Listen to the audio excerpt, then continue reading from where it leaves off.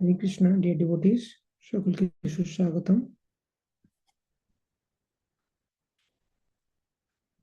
তো আজকে আমাদের দশম দিন, নিত্যানন্দ লীলামৃত আলোচনা করছি আমরা।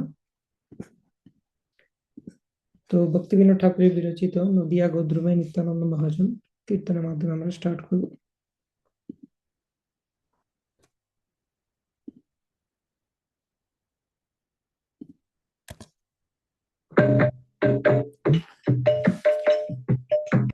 দিয়া গদ্রুমে নিত্যানন্দ মহাজন, পাতিয়াছে নাম হট্ট জীবের কারণ।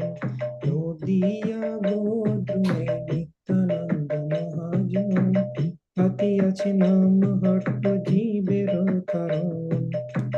শ্রদ্ধাবান জন হে শ্রদ্ধাবান জন, শ্রদ্ধাবান জন হে শ্রদ্ধাবান জন, পাতিয়াছে নাম হট্ট জীবের কারণ। পাতিয়াছে নাম হট্ট জীবের কারণ। নদিয়া গদ্রুমে নিত্যানন্দ মহাজন, পাতিয়াছে নাম হট্ট জীবের কারণ। নদিয়া গদ্রুমে নিত্যানন্দ মহাজন, পাতিয়াছে নাম হট্ট জীবের কারণ। প্রভুর আজ্ঞায় ভাই মাগিয়েই ভিক্ষা, প্রভুর আজ্ঞায় ভাই মাগিয়েই ভিক্ষা, বল কৃষ্ণ ভজ কৃষ্ণ করো কৃষ্ণ শিক্ষা, বল কৃষ্ণ ভজ কৃষ্ণ করো কৃষ্ণ শিক্ষা। দিয়া গদ্রুমে নিত্যানন্দ মহাজন, পাতিয়াছে নাম হট্ট জীবের কারণ। দিয়া গদ্রুমে নিত্যানন্দ মহাজন, পাতিয়াছে নাম হট্ট জীবের কারণ।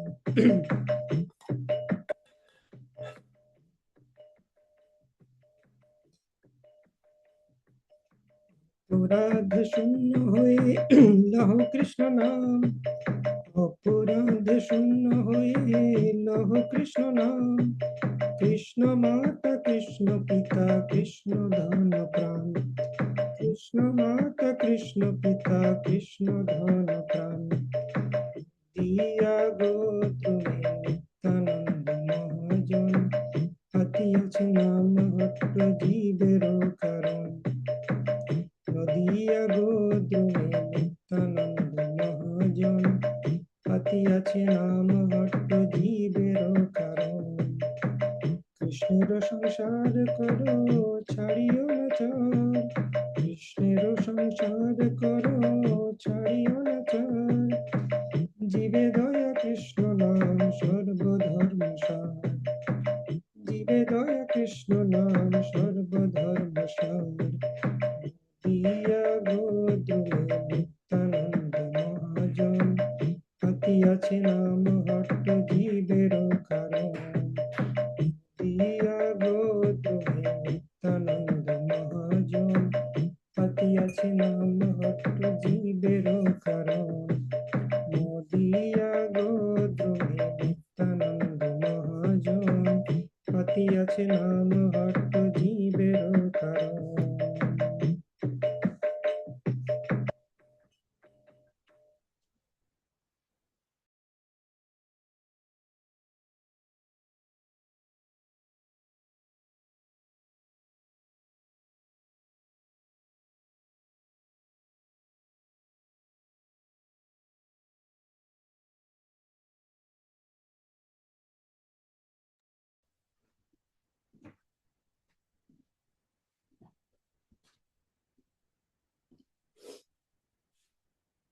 ओम अज्ञानतिमिरान्धस्य ज्ञानाञ्जनशलाकया चक्षुरुन्मीलितं येन तस्मै श्रीगुरवे नमः।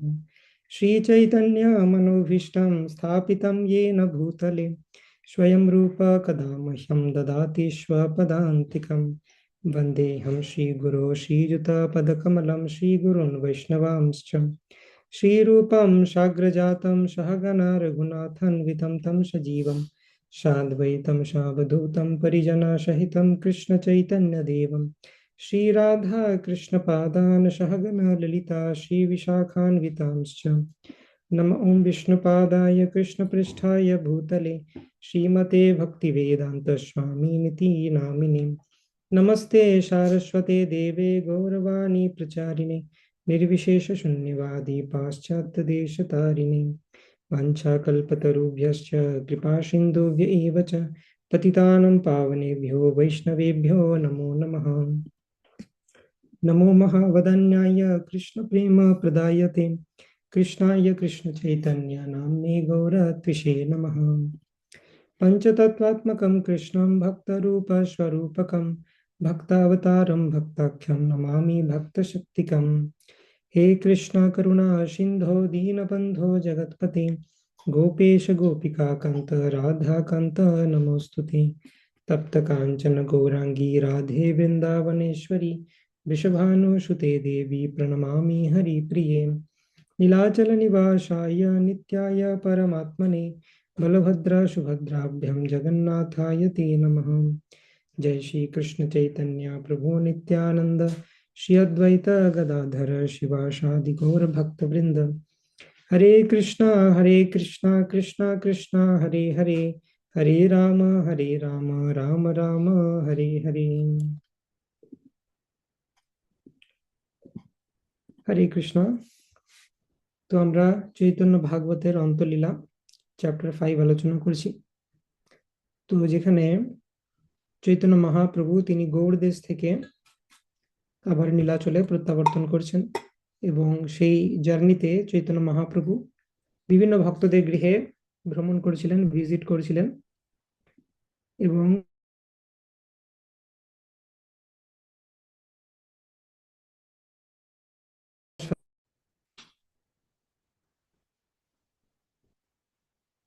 হরে কৃষ্ণ, ইয়েস। তো চৈতন্য মহাপ্রভু তিনি বিভিন্ন ভক্তদের গৃহে ভ্রমণ করলেন। কুমারহট্টে বা হালি শহরে শিবাস পণ্ডিতের গৃহে গেলেন। তার আগে তিনি শান্তি পুরোহিতাচার্যের সাথে দেখা করলেন এবং তারপরে তিনি পানিহাটি ধামে এলেন রাঘব পণ্ডিতের বাড়িতে। তারপরে মহাপ্রভু নীলাচলে ফিরে গেলেন। তো নিত্যানন্দ প্রভু সেখানে নীলাচলে ছিলেন। তারপর নিত্যানন্দ প্রভু কে একদিন চৈতন্য মহাপ্রভু নিভৃতে ডেকে বললেন যে নিত্যানন্দ, তোমার উচিত গৌড়ে ফিরে গিয়ে তুমি সেখানে কৃষ্ণ নামের প্রচার করো, সমস্ত জীব উদ্ধার করো। আমি সন্ন্যাসী হয়ে নীলাচলে বাস করছি বলে তুমিও যদি নীলাচলে থেকে যাও তাহলে প্রেম ভক্তিকে বিতরণ করবে। তো নিত্যানন্দ প্রভু তিনি নীলাচল থেকে গৌড় দেশে চলে এলেন। তো সেই যাত্রা আমরা আলোচনা করেছি আগের দিন, যে সেই যাত্রা পথে আস্তে আস্তে তারা কিরকম অবধূতের মতো ভুল রাস্তায় চলে যাচ্ছে। তারপর লোকজন তাদেরকে বলার পর তারা বুঝতে পেরে হেসে আবার অন্য রাস্তাতে ফিরে আসছে। এরকম করে তারা বিভিন্ন লীলা করতে করতে, এবং নিত্যানন্দ প্রভু বিভিন্ন যে পার্শ্বদেরা রয়েছেন, যেমন অভিরাম ঠাকুর, তার শরীরে কৃষ্ণ বসতি করলেন এবং তিনি কৃষ্ণের মতো ত্রিভঙ্গ ললিত রূপে সেই রাস্তার মধ্যে দাঁড়িয়ে গেলেন। দাস গদাধর, তার গোপিকা ভাব চলে এলো, তিনি বলছেন দই কে নেবে ইত্যাদি। তো এরকম ভাবে নিত্যানন্দ প্রভুর যে বিভিন্ন অ্যাসোসিয়েট তাদেরকে এম্পাওয়ার করলেন। নিত্যানন্দ প্রভু কৃপাতে কেউ কেউ 1 মাস খাচ্ছে না, তবুও তাদের শরীরে প্রচন্ড শক্তি, তারা বড় বড় গাছ উপড়ে ফেলার মতো অবস্থা। কেউ গাছে উঠে যাচ্ছে, দিয়ে বলছে আমি অঙ্গদ বলে গাছ থেকে ঝাঁপ দিচ্ছে। তো নিত্যানন্দ প্রভু যেরকম কৃষ্ণ প্রেমে পাগল, তার যত অ্যাসোসিয়েট রয়েছেন তার গণেরা সবাই এরকম কৃষ্ণ প্রেমে পাগল, প্রত্যেকে অদ্ভুত চরিত্র। তো এইভাবে তিনি নীলাচলে থেকে গৌড় দেশে এলেন এবং নিত্যানন্দ প্রভু প্রথম এলেন কোথায়? পানিহাটিতে, রাঘব পণ্ডিতের বাড়িতে। তো সেখানে নিত্যানন্দ প্রভুর অভিষেক হলো এবং নিত্যানন্দ প্রভু সেখানে অভিষেকের সময় বলছিলেন রাঘব পণ্ডিতকে যে রাঘব, আমার জন্য কদম্ব ফুলের মালা নিয়ে এসো। তো রাঘব পণ্ডিত বলছেন এখন তো কদম্ব ফুলের সিজন নয়, আমি কোথা থেকে পাবো? তো বলছে যাও দেখো বাড়ির আশেপাশে যদি আনাচে কানাচে কোথাও ফুটে আছে। তো দেখলেন একটা লেবুর গাছে সেখানে কদম্ব ফুল ফুটে রয়েছে। তো সেখান থেকে তিনি কদম্ব ফুল তুলে সংগ্রহ করে নিত্যানন্দ প্রভুকে অফার করলেন। তার কিছুক্ষণ পর সবাই একটা সুন্দর ফ্লাওয়ারের ফ্রেগ্রেন্স পাচ্ছে, দমনক ফুলের। তো নিত্যানন্দ প্রভু বুঝালেন যে এটা কেন হচ্ছে না, চৈতন্য মহাপ্রভু সেই দমনক ফুলের মালা পরে সেই জায়গাতে এসেছেন, কারণ রাঘব ভবন এবং নিত্যানন্দ প্রভু নৃত্য করেছেন সেখানে। তো সেই কারণে সেখানে চৈতন্য মহাপ্রভু স্বয়ং আবির্ভূত হয়েছেন। তো এইভাবে নিত্যানন্দ প্রভু সেখানে লীলা করলেন, এবং এছাড়াও বিভিন্ন ভক্তদের গৃহে তিনি ভ্রমণ করেছেন, বিভিন্ন ভক্তদের কাছে যাচ্ছেন, তাদের বাড়ি ভিজিট করেছেন। তো তার মধ্যে নিত্যানন্দ প্রভু ভিজিট করতে করতে কোথায় এলেন, আড়িয়াদহ শ্রীপাঠে, দাস গদাধরের শ্রীপাঠ যেটা, সেখানে এলেন। তো দাস গদাধরকে আমরা আগে আলোচনা করেছি যে যেরকম পঞ্চতত্ত্বের মধ্যে যিনি গদাধর পণ্ডিত, তিনি হচ্ছেন রাধারানী, চৈতন্য মহাপ্রভু কৃষ্ণ, এবং কৃষ্ণের যে প্রিন্সিপাল গোপী তিনি হচ্ছেন শ্রীমতী রাধারানী। তো সেরকমই বলরামের যে গোপী তিনি হচ্ছেন দাস গদাধর। মহাপ্রভুর সাথে যেরকম গদাধর পণ্ডিত, সেরকম বলরাম বা নিত্যানন্দ প্রভুর সাথে দাস গদাধর, তারও সম্পর্ক হচ্ছে মাধুর্য রসের। তো দাস গদাধরও নিত্যানন্দ প্রভুর গণের মধ্যে রয়েছেন, এবং নিত্যানন্দ প্রভু যে ইনস্ট্রাকশন পেয়েছেন মহাপ্রভুর থেকে, তার সমস্ত অ্যাসোসিয়েটরা সেই ইনস্ট্রাকশন ফলো করতে নিত্যানন্দ প্রভুকে সহায়তা করেছেন। সে অবিরাম ঠাকুরই হোক, উদ্ধারণ দত্ত ঠাকুরই হোক, দাস গদাধরী হোক, দ্বাদশ গোপাল, সবাই নিত্যানন্দ প্রভুকে সেই মহাপ্রভু নির্দেশ পালন করতে সহায়তা করেছেন। তো নিত্যানন্দ প্রভু যখন এই দাস গদাধরের শ্রীপাঠে এলেন, সেখানে দান কেলি লীলা হয়েছিল। অর্থাৎ কৃষ্ণ যখন গোপিকারা, সাঁকরি খোর বলে একটা জায়গা রয়েছে, দুটো পর্বতের উপত্যকা খুব সংকীর্ণ, সেটার মধ্যে দিয়ে গোপীরা যখন দুধ দই ইত্যাদি দুগ্ধজাত দ্রব্য মথুরার বাজারে বিক্রি করতে যেতেন, কৃষ্ণ সেখানে ছদ্মবেশে আসতেন, বলতেন আমি রাজার লোক, আমাকে ট্যাক্স দিতে হবে এখান থেকে। তো সেখানে সে দই দুধ ইত্যাদি সবকিছু হরণ করতো। তো একদিন গোপীরা দেখলো না, খুব বাড়াবাড়ি হচ্ছে, তো এই কিছু একটা ব্যবস্থা করতে হবে। তো তারা কি করলেন, তারা বললেন যে প্রথমে আমরা একজন যাব, যাতে কৃষ্ণ মনে করে ও আজকে একজন গোপী রয়েছে, তাহলে একে সহজেই ধরা যাবে, এবং এর কাছ থেকে কর আদায় করব। কর মানে দুগ্ধজাত দ্রব্য, মিল্ক প্রোডাক্টস কৃষ্ণকে দিতে হবে। তো তারপর সেই গোপীকে যখন ধরা হলো, এবং তার ইশারাতে চারিদিক থেকে অনেক গোপী বেরিয়ে গেল। তো তাদেরকে দেখে এবার কৃষ্ণ ভয় পেয়ে গেল, "এই, আমি ভেবেছিলাম একজন, কিন্তু তো অনেকজন বেরিয়ে গেছে।" এবং তার মধ্যে ললিতা সখী প্রধান ছিলেন, যে আজকে কৃষ্ণকে একটা কিছু শিক্ষা দিতে হবে। যে কৃষ্ণকে বললেন যে তুমি এই ঘোড়া মাথায় নিয়ে তোমাকে যেতে হবে আমাদের মতো, তুমি পার করো। তো কৃষ্ণের ওয়েটের থেকে সেটা অনেক বেশি হয়ে যাচ্ছে। তো তাদের তাতে অসুবিধা হচ্ছে, কৃষ্ণ বলছে আমাকে ছেড়ে দাও, যা হোক করে ভুল হয়ে গেছে, কিন্তু কিছুতেই তাকে ছাড়া হচ্ছে না। তো কৃষ্ণকে এইভাবে পানিশমেন্ট দেন গোপীরা, দান কেলি পাস্টেনের মাধ্যমে। তো সেই লীলা বর্ণনা করতে করতে কীর্তন করছেন সেই লীলা, এবং নিত্যানন্দ প্রভু এবং দাস গদাধর সেটা নাটক করছেন, দান কেলি pastime, tax collection pastime কৃষ্ণের। তো সেটার পর দাস গদাধর কিভাবে নিত্যানন্দ প্রভুকে সহায়তা করেছেন প্রিচিং এ, সেটা বর্ণনা করা হয়েছে। দাস গদাধর কাজীকে, মুসলমান কাজীকে, যিনি কীর্তন বিদ্বেষী ছিলেন, তাকে কিভাবে হরিনাম করিয়েছিলেন সেইটা বর্ণিত হয়েছে। নেক্সট আমরা সেটা পাঠ করব। কীর্তন বিদ্বেষী কাজীর মুখে দাস গদাধরের নির্দেশে হরিনাম। সেই গ্রামে কাজী আছে পরম দুর্বার, কীর্তনের প্রতিবেশ করো এ অপার।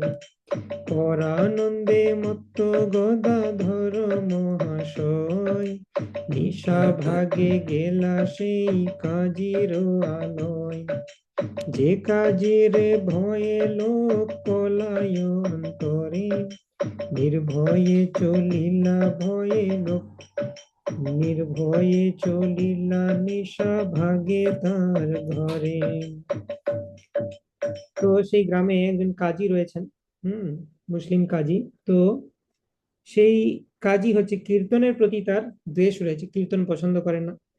আর পরমানন্দে মত্ত হয়ে এই দাস গদাধর কীর্তন করতে করতে রাত্রেবেলা সেই কাজীর বাড়িতে চলে গেলেন। যে কাজীর ভয়ে লোক পলায় অন্তরে, নির্ভয়ে চলিলা নিশা ভাগে তার ঘরে। দাস গদাধর নির্ভয়ে চলে গেলেন সেই কাজীর বাড়িতে। এমনিতে লোকজন সেই কাজীর বাড়ির দিকে যেতে ভয় পায়। তো গিয়ে তারপরে কি বলেন দাস গদাধর, নিরবধি হরি ধ্বনি করিতে করিতে, প্রবিষ্ট হইলা গিয়া কাজীর বাড়িতে, দেখে মাত্র বসিয়া কাজীর সর্বগণে, বলিবারে কারো কিছু নাই সে বদনে। গদাধর বলে, আরে কাজী বেটা কোথা, ঝাট কৃষ্ণ বল নহে ছিন্ন তোর মাথা। তো দাস গদাধরকে সেরকম রূপে দেখে সে একদম উদ্যম ভাবে একদম রেগে রেগে সেখানে পৌঁছেছে যে আজকে কাজীকে আমি হরিনাম বলিয়েই ছাড়ব। তো তার এই রূপ দেখে কেউ কিছু কথা বলার সাহসই পাচ্ছে না। এবং দাস গদাধর তখন বললেন, আরে এই কাজী বেটা কোথায় লুকিয়ে আছে, তার ঘরে এসে তাকে দেখতে পাচ্ছি না। এক্ষুনি শীঘ্র কৃষ্ণ বলো, না হলে ছিন্ন তোর মাথা, মাথা ছিঁড়ে দেবো আজকে আমি, ধর থেকে মাথা আলাদা করে দেবো কৃষ্ণ না বললে। তো এইভাবে কাজী তখন খুব রেগে গেলেন যে আমার বাড়িতে এসে আমাকে শাসাচ্ছে, কে সে। অগ্নি হেন ক্রোধে কাজী হইলা বাহির, গদাধর দাস দেখি মাত্র হইলা স্থির। কাজী বলে, গদাধর তুমি কেনে এথা, গদাধর বলে নোয়া চয়ে কিছু কথা। তো কাজী খুব রেগে বেরিয়েছিল যে একদম কে আমাকে এরকম করছে, কিন্তু গদাধর দাসকে দেখলেন সে কাজীর থেকেও বেশি রেগে আছে। তো সেই জন্য কাজী তখন একটু নিজেকে সংবরণ করে বললেন যে গদাধর তুমি তুমি এখানে কেন এসেছো। তো গদাধর তখন বললেন যে আছোই কিছু কথা, তোমার সাথে আমার কিছু কথা আছে সেজন্য এসেছি। তো কি কথা আছে সেটা এখানে বলছেন। শ্রী চৈতন্য নিত্যানন্দ প্রভু অবতরী, জগতের মুখে বলাইল হরি হরি। সবে তুমি মাত্র নাহি বলো হরি নাম, তাহা বলাইতে আইলাম তোমার স্থান। পরম মঙ্গল হরি নাম বলো তুমি, তোমার সকল পাপ উদ্ধারিব আমি। তো বলছেন কথাটা হচ্ছে যে চৈতন্য মহাপ্রভু নিত্যানন্দ প্রভু তারা এই জগতে অবতীর্ণ হয়েছেন, সমস্ত জগৎবাসীর মুখে হরি হরি বলাচ্ছেন। তো আমি হিসাব করে দেখলাম সবার হয়ে গেছে হরিনাম বলা, একমাত্র তুমি বলো নাই। তো সেই জন্য আমি রেগে মেগে আজকে তোমার কাছে এলাম, তোমাকে আমি আজকে হরিনাম বলিয়েই ছাড়ব। পরম মঙ্গল হরিনাম বলো তুমি, তাহলে তোমার যে সকল পাপ আমি উদ্ধার করে নেব। ঠিক আছে, ভালোই ভালোই বলছি, হরিনাম বলে নাও। যদ্যপি হো কাজী মহাহিংসক চরিত, তথাপি না বলে কিছু হইলা স্তম্ভিত। হাসি বলে কাজী শুনো দাস গদাধর, কালী বলি বাং হরি আজি যাও ঘর। তো তখন কাজী দেখছেন না খুব রেগে আছে, বেশি ঝামেলা করে লাভ নেই। তো বলছেন গদাধরকে, শোনো গদাধর, কালকে হরি বলবো, চিন্তা নাই, কালকে এসো, কাল হরি বলবো, কিন্তু আজকে তুমি ঘরে যাও। তখন দাস গদাধর কি বলছেন, হরি নাম মাত্র শুনিলেন তার মুখে, গদাধর দাস পূর্ণ হইলা প্রেম সুখে। গদাধর দাস বলে, আর কালী কেনে, এই তো বলিলা হরি আপন বদনে। তো গদাধর দাস খুব খুশি হলো, প্রেম সুখে মত্ত হলো, বললো আর কাল কেন, এই তো বলেই তো দিলে হরি, যে তুমি বললে যে কাল হরি বলবো, তো ওই কাল হরি বলবো কথাটার মধ্যে তো হরি আছে, তাহলে তো হয়ে গেল, আজকেই তোমার হরি নাম বলা হয়ে গেল। তো থ্যাংক ইউ, তোমার কাছে যেটা আমি ভিক্ষা চেয়েছিলাম সেটা তুমি দিয়ে দিলে। হম, তার তোমার কোনো অমঙ্গল নাই। আর তোর অমঙ্গল নাহি কোনো ক্ষণ, যখন করিলা হরি নামের গ্রহণ। এত বলি পরম উন্মাদে গদাধর, হাতে তালি দিয়া নৃত্য করে বহুধর। কতক্ষণে আইলেন আপন মন্দিরে, নিত্যানন্দ অধিষ্ঠান যাহার শরীরে। তো এইভাবে কাজীকে তিনি হরিনাম বলিয়ে অসাধ্য সাধন করে, যেটা কেউ ভাবতে পারবে না, সেই রকম এই দাস গদাধর তিনি নিত্যানন্দ প্রেমে মগ্ন হয়ে, সাধারণ ব্যক্তির কি হয়, সাধারণ ব্যক্তি তো জ্ঞানে থাকে, সেন্স থাকে তাদের, সেই জন্য তারা কাজীর কাছে যেতে ভয় পায়। কিন্তু নিত্যানন্দ প্রভুর গণ কি, তারা উন্মত্ত। যেমন একটা, সে অনেক সময় দেখা যায় মদ্যপ লোক, সে হয়তো বাঘের কাছে চলে যাচ্ছে, সিংহের কাছে চলে যাচ্ছে, সে বুঝতে পারে না যে আমি কোথায় যাচ্ছি। সেই রকম দাস গদাধর বা যারা নিত্যানন্দ প্রভু গণ রয়েছেন, তারা এতটাই নিত্যানন্দ প্রভুর কৃপায় কৃষ্ণ প্রেমে এমনই মত্ত যে কাজী বা কে সেসব তোয়াক্কা করে না। সবাইকে কৃষ্ণ নাম বলাতে হবে, মহাপ্রভুর অর্ডার, আমাদের বস নিত্যানন্দ প্রভুকে প্রজেক্ট দিয়েছে, বাস আমাদেরকে এক্সিকিউট করতে হবে। তো এইভাবে কাজীকে নির্ভয়ে দাস গদাধর হরিনাম বলিয়ে চলে এলেন।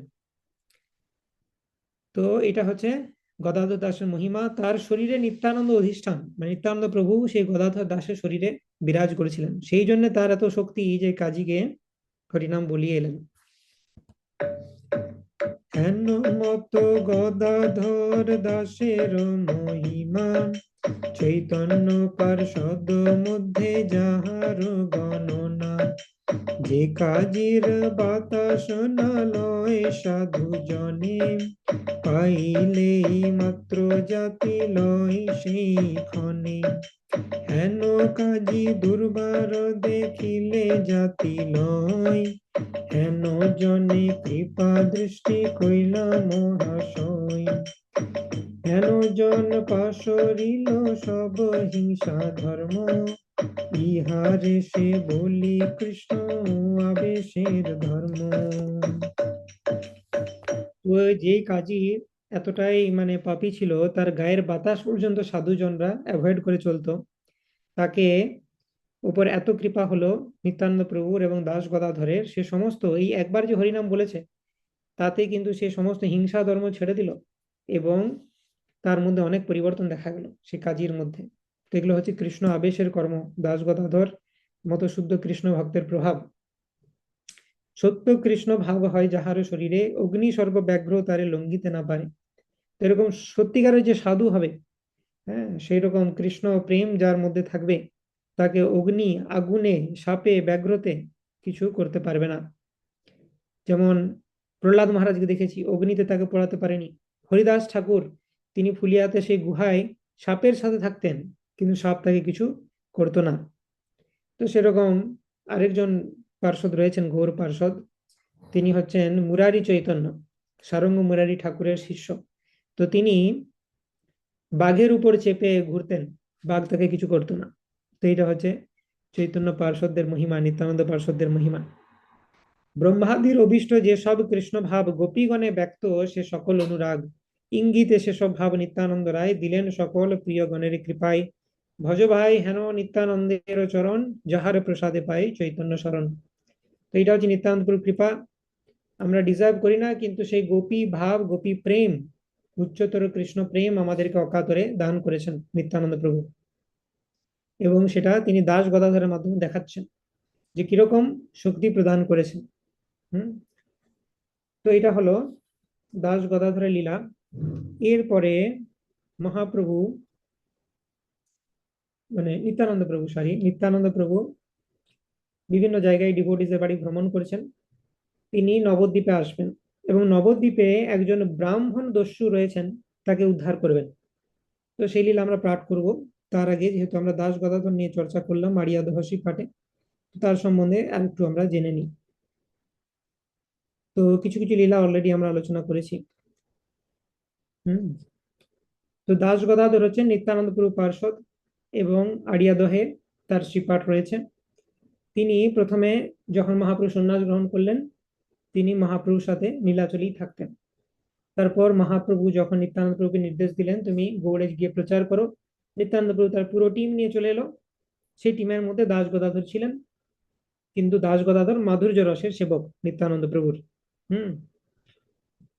এবং আমরা আগে আলোচনা করেছি এই দাস গদাধর তার স্বরূপ কি, না তিনি হচ্ছেন রাধারানীর যে অঙ্গকান্তি, চন্দ্রকান্তি বলা হয় রাধারানীর ভূষণ স্বরূপা, এবং বলরামের যে গোপী পূর্ণানন্দা, তাদের মিলিত অবতার। অর্থাৎ রাধারানীর এক্সপানশন রয়েছে তার মধ্যে, কিন্তু বিশেষত তিনি বলরামের গোপী। তাই এই লীলাতে বলরামী নিত্যানন্দ, নিত্যানন্দ প্রভুর অ্যাসিস্ট্যান্ট রূপে তিনি রয়েছেন। এবং তিনি যে সেটা মধুর রসে সেবা করেছেন তার প্রমাণ আমরা দেখেছি কোন লীলাতে, যে তিনি যখন দানকেলি লীলা করছিলেন গোপী ভাবে ছিলেন সেইখানে, এবং কাজীকে যেভাবে তিনি হরিনাম বলালেন সেটা আমরা দেখলাম। তো এই দাস গদাধর তিনি যখন মানে নিত্যানন্দ প্রভুর সাথে এখানে চলে এলেন, বেঙ্গলে এলেন, তখন তিনি আড়িয়াদহতে তার শিপার স্থাপন করলেন। জেনারেলি যখন মহাপ্রভু নবদ্বীপে ছিলেন আদি লীলাতে সন্ন্যাস গ্রহণের পূর্বে, তখন যে যেখানে থাকতো সেখান থেকে সবাই চলে এলো নবদ্বীপে, ঠিক আছে। এরপরে যখন সে সমস্ত ভক্তরা নবদ্বীপে থাকলো আর মহাপ্রভু সন্ন্যাস গ্রহণ করে নিলেন, তারপরে তাদের নবদ্বীপে থাকা দুঃসহ হয়ে পড়লো। যে জায়গায় যা কিছু দেখবে মনে পড়বে এইখানে নিমাই পণ্ডিত এটা করেছিলেন, ওইটা করেছিলেন। তো তারা সেজন্য নবদ্বীপে থাকতে পারলেন না, যে যেখানে পারলেন চলে গেলেন। হ্যাঁ, যেমন অদ্বৈত আচার্য তিনি শান্তিপুরে, হ্যাঁ, তারপর হালি শহরে কুমারহট্টে শিবাস ঠাকুর, এবং রাঘব পণ্ডিত পানিহাটিতে রয়েছেন। সেই রকমই দাস গদাধর রয়েছেন আড়িয়াদহ শিপাটে। এবং একদম শেষের দিকে দাস গদাধরের যখন শেষ লীলা, তখন সেই সময় মহাপ্রভু তিনি অন্তর্ধান হয়েছেন। তো মহাপ্রভুর বিরহে তিনি আবার কি করলেন না, কাটোয়াতে গিয়ে থাকলেন। আমরা দেখেছি কাটোয়াতে যখন গেছিলাম সেখানে দাস গদাধরের সমাধি রয়েছে। তো কাটোয়াতে যে গৌরাঙ্গ বাড়ি রয়েছে, যেখানে মহাপ্রভু সন্ন্যাস গ্রহণ করেছিলেন, সেই মহাপ্রভু সন্ন্যাস গ্রহণের স্থানে একটি বিগ্রহ রয়েছে, গৌরাঙ্গ বাড়ির যে গৌরাঙ্গ বিগ্রহ। হুম, আশা করি মনে পড়ছে, সে একটা গাছ ছিল, একটা বাঁধানো বেদি, হ্যাঁ, সেখানে একটা টেম্পল ছিল গৌরাঙ্গ বাড়ি। তো সেই টেম্পলে যে গৌরাঙ্গ ডিটিস রয়েছেন, সেই ডিটিস সেবা করতেন দাস গদাধর কাটোয়াতে। শেষ জীবনে তিনি কাটোয়াতে চলে আসেন। তো এই যে ডিটিস, সেটা কোথা থেকে এলো না, নরহরি সরকার ঠাকুর শ্রীখণ্ডের, যিনি গৌর প্রেমের সরকার, তো তিনি এই বিগ্রহ তৈরি করেছিলেন। কোথা থেকে বিগ্রহ তৈরি করেছিলেন না, সেই গোবিন্দ, মাধব আর বাসু ঘোষ তিন ভাই, গোবিন্দ ঘোষ যার সিপাট অগ্রদ্বীপে আমরা দেখে এসেছি, তাদেরই তিন ভাই। এখানে বারবার মাধব ঘোষের কথা আসছে, এই যে নিত্যানন্দ প্রভু লীলা করেছেন এখানে মাধব ঘোষ রয়েছেন। হ্যাঁ, তিন ভাই রয়েছেন বেসিক্যালি, তারা নিত্যানন্দ প্রভুকে সহায়তা করেছেন যেহেতু নিত্যানন্দ প্রভু আছেন এখানে। তো এই তিন ভাইয়ের বাড়ি কুলায়, সেইখানে তাদের অঙ্গনে যে নিম গাছ ছিল সেই নিম গাছ থেকে তিনটে বিগ্রহ তৈরি করেন নরহরি সরকার ঠাকুর। তার মধ্যে যে বড় বিগ্রহ সেটা হচ্ছে বড় গৌরাঙ্গ, যেটা সেটা গৌরাঙ্গ বাড়িতে রয়েছে কাটোয়াতে, সেটা সেবা করতেন দাস গদাধর। এবং সব থেকে যে ছোট বিগ্রহ সেটা শ্রীখণ্ডে নরহরি সরকার ঠাকুরের বাড়িতে রয়েছে, নাটুয়া গৌরহরি বলে, সেটার আমরা দর্শন পেয়েছিলাম। আর আরেকটা রয়েছে নিতাই বাড়িতে একচক্রতে মাঝারি বিগ্রহ। তো তিনটে এরকম বিগ্রহ মহাপ্রভুর রয়েছে বিভিন্ন জায়গাতে, নরহরি সরকার ঠাকুর তৈরি করেছিলেন। তো তার মধ্যে যে বড় বিগ্রহ সেটা ছিল কোথায়, কাটোয়াতে গৌরাঙ্গ বাড়িতে, এবং দাস গদাধর শেষ জীবনে সেটা সেবা করতেন। ঠিক আছে, ক্লিয়ার? কিছু কিছু ইনফরমেশন মনে রাখলে ভালো, না মনে রাখলে অসুবিধা নেই, আবার আসবে, এগুলো চাপ নেওয়ার কিছু নেই। তো এভাবে দাস গদাধর তিনি শেষ জীবনে কাটোয়াতে আসেন। তো একদা ভ্রমণ করতে করতে দাস গদাধর কাটোয়া নগরীতে উপস্থিত হন। সেই সময় মহাপ্রভুর অন্তর্ধানে বিরহা অনলে তিনি জীবনযাপন করেছেন। ক্ষণিক অন্তরে পুনঃ উন্মত্তের প্রায় ঘূর্ণিতে অরুণ নেত্রে চতুর্দিকে চাই, ঘন ঘন শ্বাস ছাড়ে কাহারে না কহে, অন্তরের দুঃখে বুক বিদারিতে চাহি, অশ্রু আদি কিছুই না দেখি সেই ক্ষণে, এভাবের বিকারে জানিব কোন জনে। তো এভাবে দাস গদাধর তিনি মহাপ্রভু বিরহে রয়েছেন কাটোয়াতে। তো একবার কি হলো না, দাস গদাধরের অপ্রাকৃত চরিত্র বুঝতে না পেরে কিছুজন সন্দেহ করলো যে কিরকম ব্যাপার, এ প্রপারলি সাধন করে না, দিনরাত কেঁদে বেড়াচ্ছে, কি এটা অন্যরকম লাগছে একে দেখে, প্রপার সাধু বটে না নয়, সেটা নিয়ে সন্দেহ হলো অনেকে। তো তারা পরীক্ষা করার জন্য দাস গদাধরের কাছে এলেন। তো দাস গদাধরই ব্যক্তির মনের অবস্থা জেনে তার সংশয় ছেদন করলেন। তো বলা হচ্ছে, গদাধর দাস তার অঙ্গেতে লাগিল, গদাধর শ্বাস তার অঙ্গেতে লাগিল, সে স্থান পুড়িল তার হেরি মূর্ছা গেল, সংজ্ঞা পাইয়া গদাধর চরণে পড়িল, নিজ মনোভাব কহি ক্ষমা চাহি নিল। তো কয়েকজন ব্যক্তি তাকে টেস্ট করার জন্য এসেছিলেন। তো তিনি যে বিরহে কাতর হয়ে ল্যামেন্ট করছেন, তো কাছে আসতেই দাস গদাধরের যে নিঃশ্বাস সেটা তাদের গায়ে লাগলো এবং সেখানে পুড়ে গেল যেখানটা নিঃশ্বাস লাগলো। তারপরে তার যে বিরহটা সেটা কতটা জেনুইন, মানে বিরহটাকে কিসের সাথে তুলনা করা, অগ্নির সাথে তুলনা করে। বিরহ আনলে জ্বলে পুড়ে মরছে বলা হয় না, বিরহকে অগ্নির সাথে তুলনা করা হয়। তো এই গৌর পার্শ্বদের বিরহটা এতটাই সত্যিকারের অগ্নি, যেন সত্যি আগুন যদি আমার দেহে টাচ করে যেরকম এফেক্ট হবে সেরকম এফেক্ট হলো। তো সেটা পরে যারা সন্দেহ করেছিলেন তারা বুঝলেন এবং দাস গদাধরের চরণে পড়ে তারা ক্ষমা চাইলেন।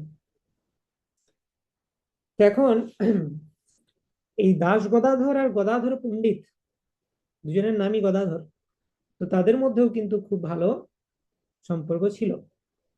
সেইভাবে যদি দেখা যায় কাইন্ড অফ কৃষ্ণের গোপী এবং বলরামের গোপী, সেটা কি বলেন, ননদ না যা কি একটা বলে না বাংলাতে, তো সেরকম সম্পর্ক হবে তাদের মধ্যে।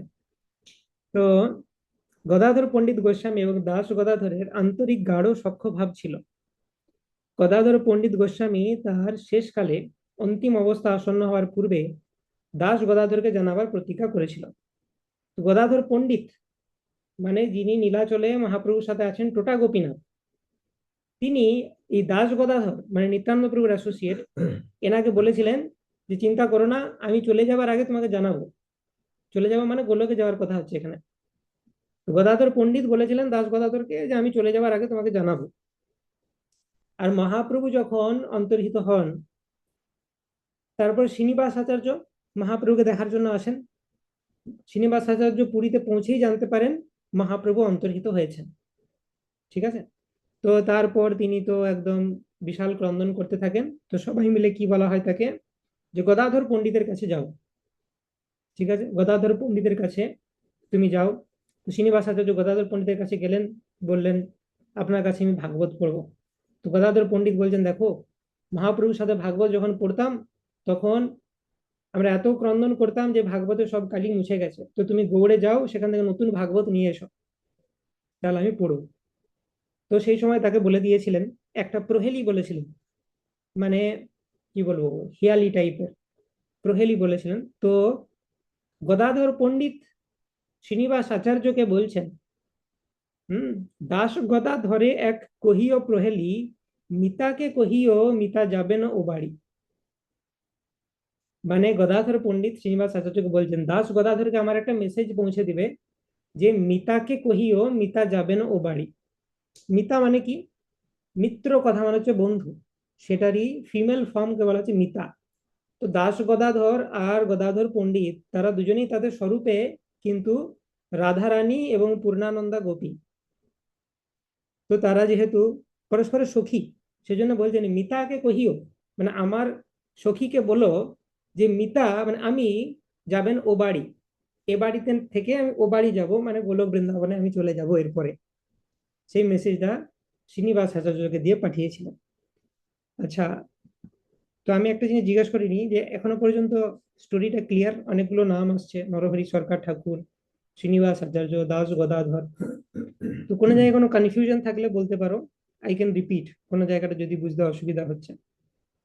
আর যদি বুঝতে সুবিধা হচ্ছে তাহলে আই ক্যান কন্টিনিউ। কারো কোনো ডাউট আছে এই স্টোরিটা বুঝতে কি হচ্ছে এখন? দাস গদাধরের আমরা গ্লোরিজ আলোচনা করলাম, কিভাবে কীর্তন বিদ্বেষী কাজীর মুখে তিনি হরিনাম নিয়ে এলেন। এরপর দাস গদাধর সম্বন্ধে আমরা আরেকটু জানছি। ঠিক আছে, ওকে, তো আশা করি সবাই বুঝতে পারছেন। তো শ্রীনিবাস আচার্য যখন নীলাচলে গেল তখন গদাধর পণ্ডিত শ্রীনিবাস আচার্যকে বললেন যে দাস গদাধরকে বলবে মিতাকে কহিও মিতা যাবেন ও বাড়ি। কিন্তু কি হলো, ভগবানের যোগমায়ের প্রভাবে এই শ্রীনিবাস আচার্য সেটি দাস গদাধরকে বলতে ভুলে গেলেন। শ্রীনিবাস আচার্য গৌড় দেশে এসে এই সংবাদ দাস গদাধরকে যথাসময়ে দিতে ভুলে গিয়েছেন। অনেকদিন পর শ্রীনিবাস আচার্য নবদ্বীপে আগমন করলে দাস গদাধরের সাথে দেখা হলে পূর্বের কথা স্মরণ হলো।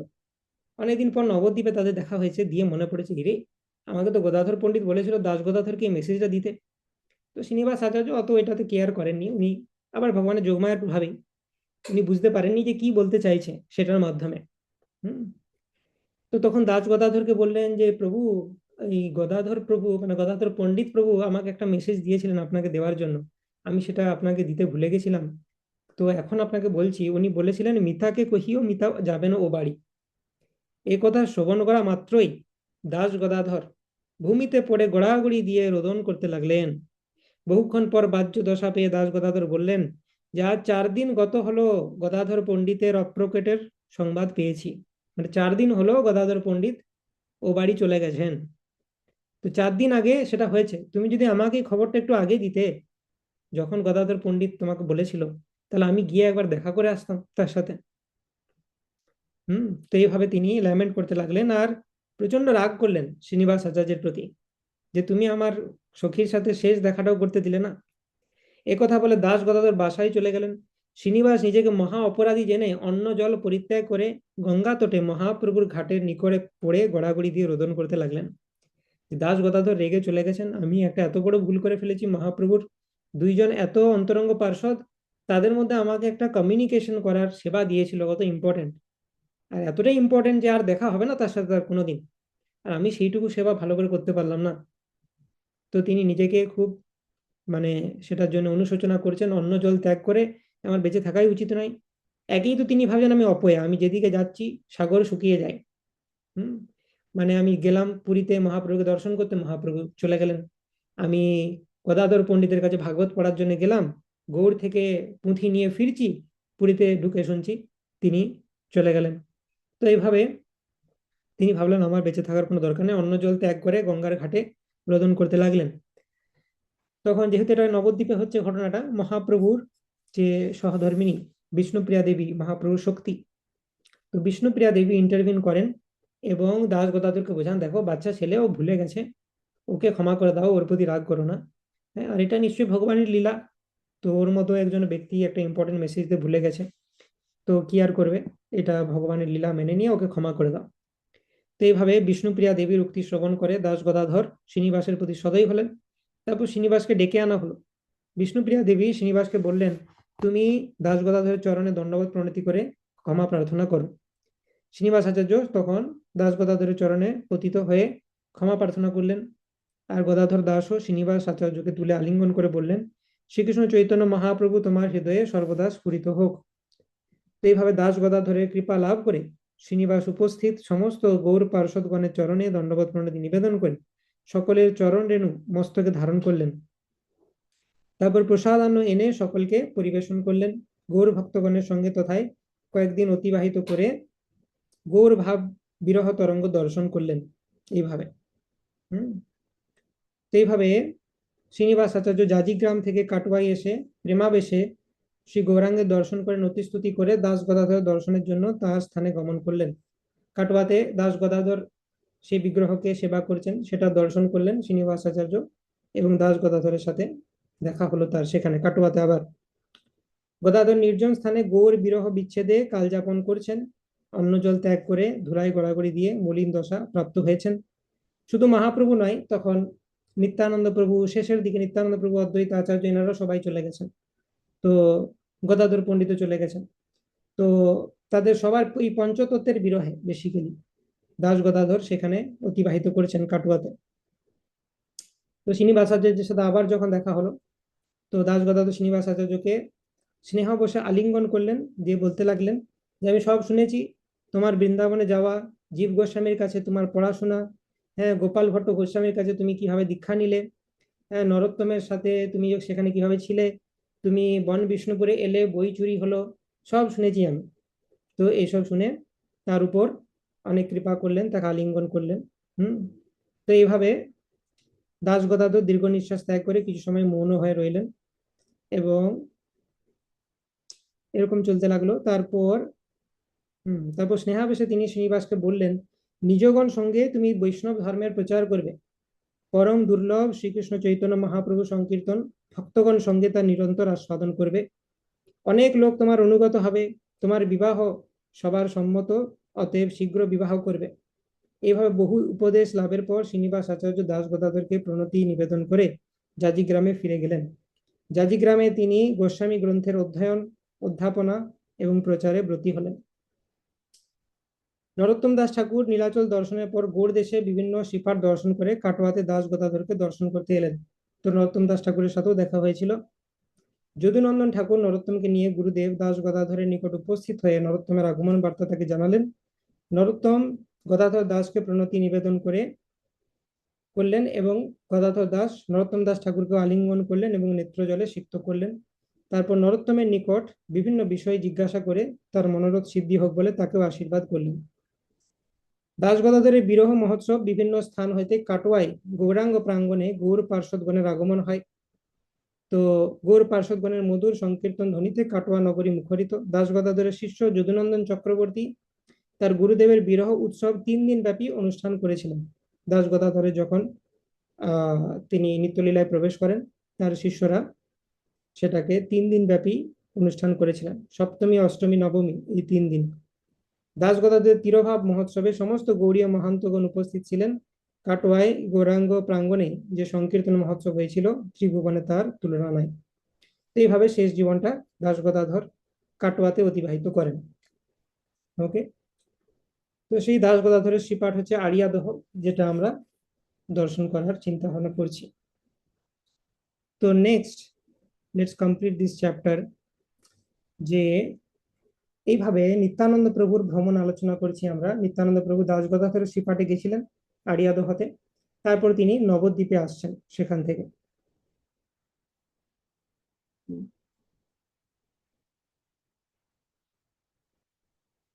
তো নিত্যানন্দ প্রভু যখন নবদ্বীপে আসছেন, তো তিনি বিভিন্ন জায়গায় ঘুরে ঘুরে আসছেন, নবদ্বীপে ডাইরেক্ট না এসে। তো প্রথমে তিনি কিছু সময় খড়দহে অতিবাহিত করেছেন। তবে নিত্যানন্দ প্রভু বড় কতদিনে সচি আই দেখিবারে ইচ্ছা হইল মনে। তো নিত্যানন্দ প্রভু মনে হলো সচি মাতার সাথে একটু দেখা করে আসি নবদ্বীপে। শুভ যাত্রা করিলেন নবদ্বীপ প্রতি, পারিষদগণ সব করিয়া সংহতি। তবে আইলেন প্রভু খড়দহ গ্রামে, পুরন্দর পণ্ডিতের দেবালয় স্থানে। খড়দহ গ্রামে আসি নিত্যানন্দ রায়, যত নিত্য করিলেন কহনে না যায়। পুরন্দর পণ্ডিতের পরম উন্মাদ, বৃক্ষের উপর চড়ি করে সিংহনাদ। বৃক্ষের উপর চড়ি অর্থাৎ তিনি সেই অঙ্গদের বেশে রয়েছেন, তিনি রামলীলাতে অঙ্গদ ছিলেন। তো সেইখানে পুরন্দর পণ্ডিতের স্থানে খড়দহ গ্রামে নিত্যানন্দ প্রভু এলেন এবং সেইখানে আরো একজন ভক্ত ছিলেন। বাহ্য নাহি শ্রী চৈতন্য দাসের শরীরে, ব্যাঘ্র তাড়াইয়া যায় বনের ভিতরে। তো তার নাম চৈতন্য দাস। বাঘকে বনের ভিতরে তিনি তাড়িয়ে দেন, এরকম প্রভাব তার। কবুলম্ফ দিয়া উঠে ব্যাঘ্রের উপরে, কৃষ্ণের প্রসাদে ব্যাঘ্র লঙ্ঘিতে না পারে। মহা অজগর সর্প লই নিজ কোলে, নির্ভয়ে চৈতন্য দাস থাকে কুতূহলে।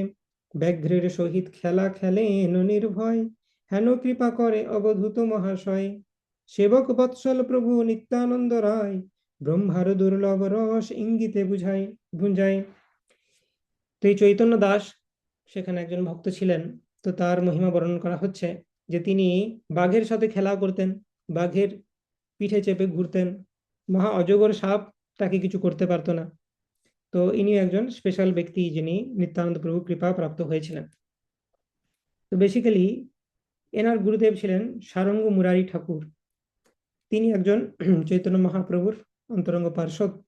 তো তিনি ঠিক করেছিলেন আমি কোনো শিষ্য গ্রহণ করব না। তো একদিন কি হয়, একদিন অনেক তাকে বৈষ্ণবেরা কাকুতি মিনতি করার পর তিনি বলেছিলেন ঠিক আছে, আমি সকালে যাব, প্রথম যাকে দেখব আমি তাকেই দীক্ষা দিয়ে দেবো, দিয়ে একটা ডিসাইপল আমি বানিয়ে নেবো, বাস, আর আমাকে কেউ কিছু বলো না। তো তিনি সকালে গেলেন, স্নান করতে নদীতে গেছেন। তো সেখানে একটা মৃতদেহ তার শরীরে এসে লাগলো। তো তিনি প্রতিজ্ঞা করেছিলেন সকালে আমি যাকে দেখবো তাকেই দীক্ষা দিয়ে দেবো। তো বলেন ঠিক আছে, সেই মৃতদেহকে তিনি দীক্ষা দিয়ে দিলেন। তো সে আবার জীবিত হয়ে গেল দীক্ষা লাভ করার পর। তো সেই যে ব্যক্তিটি, সেই যে বালক যিনি মৃতপ্রায় ছিলেন এবং তারপর জীবিত হয়ে গেলেন, তিনি হচ্ছেন এই চৈতন্য দাস। তার পিতৃপ্রদত্ত নাম হচ্ছে মুরারি বা চৈতন্য দাস। এবং যখন তিনি সারঙ্গ মুরারি ঠাকুরের শিষ্য হলেন তখন তাকে মুরারি টাইটেল দেওয়া হলো। তো সেই কারণে তার নাম হয়ে গেল মুরারি চৈতন্য। হুম। তো তার এরকম প্রভাব, তিনিও সেই স্থানে ছিলেন, নিত্যানন্দ কৃপা লাভ করেছেন। চৈতন্য দাসের আত্ম বিস্মৃতি সর্বথা, নিরন্তর কহেন আনন্দমন কথা। দিন মজ্জি জলের ভিতরে, থাকে না কখনো দুঃখ না হয় শরীরে। 2-3 দিন জলের ভিতরে ঢুকে রয়ে যান, তাকে নিঃশ্বাস প্রশ্বাস নেওয়ার দরকার হয় না এবং শরীরে কিছু প্রবলেম হয় না তার। জড় প্রায় অলক্ষিত সর্বব্যবহার, পরম উদ্দাম সিংহ বিক্রম অপার। চৈতন্য দাসের যত ভক্তির বিকার, কত বা কহিতে পারি সকল অপার। যোগ্য শ্রী চৈতন্য দাস মুরারি পণ্ডিত, যার বাতাসেও কৃষ্ণ পাইছে নিশ্চিত। তো এই চৈতন্য দাস নিত্যানন্দ পার্ষদ যিনি, তার গায়ের বাতাসও যার লাগে সেও কৃষ্ণের ভক্ত হয়ে যায়। এবে কেহ বলাই চৈতন্য দাস নাম, স্বপ্নেও না বলে শ্রী চৈতন্য গুণগ্রাম। তো আজকাল কি দেখা যায় যে অনেকের নাম চৈতন্য দাস হয়ে যায়, কিন্তু তার চৈতন্য মহাপ্রভুর সাথে কোনো সম্পর্কই নাই, তাতেও তার নাম চৈতন্য দাস। তো কিন্তু নিত্যানন্দ প্রভুর যারা পার্ষদ তারা কিন্তু প্রকৃত অর্থে চৈতন্য দাস। হুম। তো অনেকে হয়তো চৈতন্য দাস বলে, কিন্তু নিত্যানন্দ প্রভু অদ্বৈত আচার্যকে সম্মান করে না, তাহলে তার আর কি চৈতন্যের দাস হলো সে? সে কি চৈতন্যের ভক্তি প্রাপ্ত হবে? তো সেটা এখানে বর্ণনা করা হচ্ছে। তো তারপরে নিত্যানন্দ প্রভু এলেন সপ্তগ্রামে, আদি সপ্তগ্রাম, সেটা একটা শ্রীপাঠ ভবিষ্যতে অন্য কোনো সময় হলে আমরা দর্শন করব। রঘুনাথ দাস গোস্বামীর বাড়ি রয়েছে সেখানে। হ্যাঁ, সেখানে হরিদাস ঠাকুর এসেছে, নামের মহিমা সম্বন্ধে আলোচনা হয়েছে সেখানে, সেটা একটা দিক। আরেকটা দিক হচ্ছে উদ্ধারণ দত্ত ঠাকুর, তার শ্রীপাঠ ছিল এই আদি সপ্তগ্রাম। তো সপ্তগ্রাম হচ্ছে 7টা গ্রাম নিয়ে তৈরি, সেখানে বণিকদের জায়গা ছিল, সুবর্ণ বণিক। তো অনেক সময় কি হতো না, যে সুবর্ণ বণিকদেরকে ব্রাহ্মণেরা খুব নিচু করে দেখতো। তো নিত্যানন্দ প্রভু এই বণিক কুলের উপর কৃপা করেছিলেন অনেক। আদি সপ্তগ্রামে যত বণিকরা ছিল, ব্যবসায়ী সুবর্ণ বণিক, হ্যাঁ, তাদের উপর অনেক কৃপা করেছিলেন নিত্যানন্দ প্রভু। তো একবার কিরকম হয়েছিল যে অনেক ব্রাহ্মণদেরকে ইনভাইট করা হয়েছিল উদ্ধরণ দত্ত ঠাকুরের বাড়িতে, এবং নিত্যানন্দ প্রভুর খুব ক্লোজ উদ্ধরণ দত্ত ঠাকুর। হুম। তো উদ্ধরণ দত্ত ঠাকুর তিনি এরকম পরিবেশন করেছিলেন। তো ব্রাহ্মণেরা রেগে যাচ্ছে যে এ রান্না করেছে বণিক, হ্যাঁ, বৈশ্য রান্না করেছে, ও সার্ভিং করছে, আমরা খাবো না। তো এরকম ভাবে তার অপমান করেছিলেন উদ্ধরণ দত্ত ঠাকুরকে। তো উদ্ধরণ দত্ত ঠাকুর যেটা দিয়ে রান্না করেছিলেন, যে খুন্তিটা দিয়ে কাঠের, সেইটাকে নিত্যানন্দ প্রভু নিয়ে সেইখানে গেঁথে দেন, এবং সেটা থেকে একটা মাধবী বৃক্ষ তৈরি হয়ে যায়। তো ইমিডিয়েটলি, তো সেটা দেখে তখন ব্রাহ্মণরা বুঝতে পারেন যে এই ব্যক্তি কোনো সাধারণ ব্যক্তি নয়, নিত্যানন্দ প্রভু পার্ষদ। নিত্যানন্দ প্রভু তার আগে অনেক বুঝিয়েছেন যে দেখো, বৈষ্ণবের জাতি বুদ্ধি করা উচিত নয়, এই হরিভক্ত বৈষ্ণব, তো এ অনেক ভালো ভক্ত, শুদ্ধ ভক্ত, তো এর হাতে তুমি প্রসাদ পাচ্ছ, তোমার সৌভাগ্য। এত কিছু না শোনার পরেও, হ্যাঁ, তো নিত্যান্ত প্রভু বুঝলেন এদের হচ্ছে কি চমৎকারকে নমস্কার করতে হবে, তোমাকে চমৎকার করতে হবে। তো বুঝিয়ে ফিলসফি বুঝিয়ে কাজ হচ্ছে না। তো তিনি সেইভাবে যত বণিক কুলের সম্মান বাড়িয়ে দিলেন সেখানে। তো বণিকদের উপর, আদি সপ্তগ্রামের বণিকদের উপর নিত্যানন্দ প্রভুর অনেক কৃপা রয়েছে। আর সেখানে সপ্ত ঋষি এসে তপস্যাও করেছিলেন। সেখানে 3টে নদী একসাথে মিলিত হচ্ছে, গঙ্গা, যমুনা, সরস্বতী। হুম। তো যমুনা অর্থাৎ অ্যাকচুয়াল যমুনা নয়, কিন্তু গঙ্গার পূর্ব পাড় এই পশ্চিম পাড়ে যমুনা রয়েছে, তো সেই অর্থে 3টে নদীর সঙ্গম সেখানে রয়েছে, সেটাকে ত্রিবেণী ঘাট বলা হয়, এবং সেখানে সপ্ত ঋষিগণ তপস্যা করেছিলেন। তো এইভাবে সেই ত্রিবেণী ঘাট দর্শন করলেন, সেখানে নিত্যানন্দ প্রভু স্নান করলেন, এবং উদ্ধারণ দত্ত ঠাকুর যিনি হচ্ছেন সুবাহু সখা দ্বাদশ গোপালের একজন, উদ্ধারণ দত্ত ঠাকুর, তো তার বাড়িতে রইলেন সেখানে। নিত্যানন্দ প্রভু বণিক কুলের উপর কৃপা করলেন। এটা হয়ে গেল সপ্তগ্রামে। তারপরে নিত্যানন্দ প্রভু এলেন শান্তিপুরে। ঠিক আছে। তো নিত্যানন্দ প্রভুর ট্যুরটা আমরা দেখতে পাচ্ছি। প্রথমে আড়িয়াদহতে গেলেন, দাস গদাধরের শ্রীপাঠ, সেখান থেকে তিনি খড়দহেতে এলেন। এখন যে খড়দহতে এসেছেন উনি কিন্তু পার্মানেন্ট থাকতে আসেননি, পরে বিবাহ করবেন নিত্যানন্দ প্রভু, বিবাহ করে খড়দহতে পার্মানেন্টলি থাকবেন তার শ্রীপাঠ করে। এখন এমনি বিভিন্ন ভক্তদেরকে ভিজিট করেছেন। তো সে খড়দহ থেকে তিনি গেলেন সপ্তগ্রাম, সপ্তগ্রাম থেকে গেলেন শান্তিপুর অদ্বৈত আচার্যের বাড়িতে। তো অদ্বৈত আচার্য নিত্যানন্দ প্রভুকে অনেক গ্লোরিফিকেশন করলেন সেখানে। তো সবসময় যে তাকে জ্বালাতন করে ঝগড়া করে তা নয়, এটা একটা প্রকৃষ্ট উদাহরণ যে অদ্বৈত আচার্য অনেক সময় নিত্যানন্দ প্রভুকে যথেষ্ট সম্মানও করে। এই যে বলা হচ্ছে, তবে কতদিনে আইলেন শান্তিপুরে আচার্য গোসাই প্রিয় বিগ্রহের ঘরে, দেখিয়া অদ্বৈত নিত্যানন্দের শ্রীমুখ, হেন নাহি জানেন জন্মিল কোন সুখ। তো অদ্বৈত আচার্য নিত্যানন্দ প্রভুকে দেখে তার মনে বিরাট আনন্দ হলো যে নিত্যানন্দ এসেছে আমার কাছে। তো তিনি কি বলতে লাগলেন, হরি বলি লাগিলেন করিতে হুঙ্কার, প্রদক্ষিণ দণ্ডবত করেন অপার।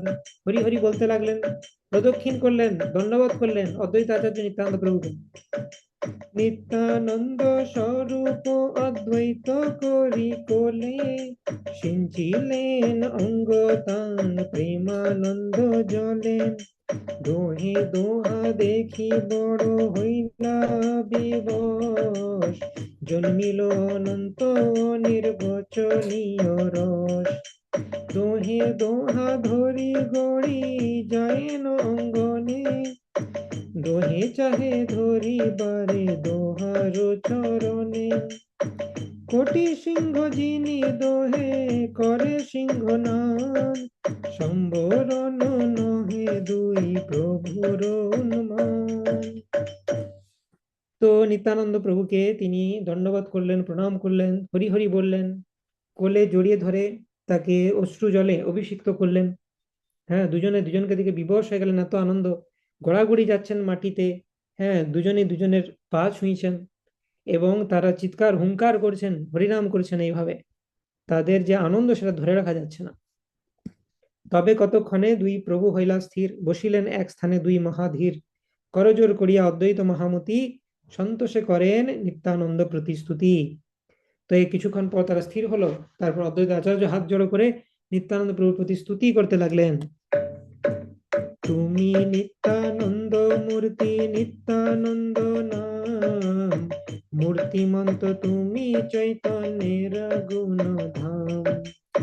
সর্বজীব পরিত্রাণ তুমি মহাহেতু, মহাপ্রলয়েতে তুমি সত্য ধর্ম সেতু। তুমি সে বুঝাও চৈতন্যের প্রেম ভক্তি, তুমি সে চৈতন্য বৃক্ষে ধর পূর্ণ শক্তি। ব্রহ্মা শিব নারদাদি ভক্ত নাম যার, তুমি সে পরম উপদেষ্টা সবাকার। বিষ্ণু ভক্তি সবেই পায়েন তোমা হইতে, তথাপি অভিমান না স্পর্শে তোমাতে। পতিত পাবন তুমি দোষ দৃষ্টি শূন্য, তোমারে সে জানে যার আছে বহু পুণ্য।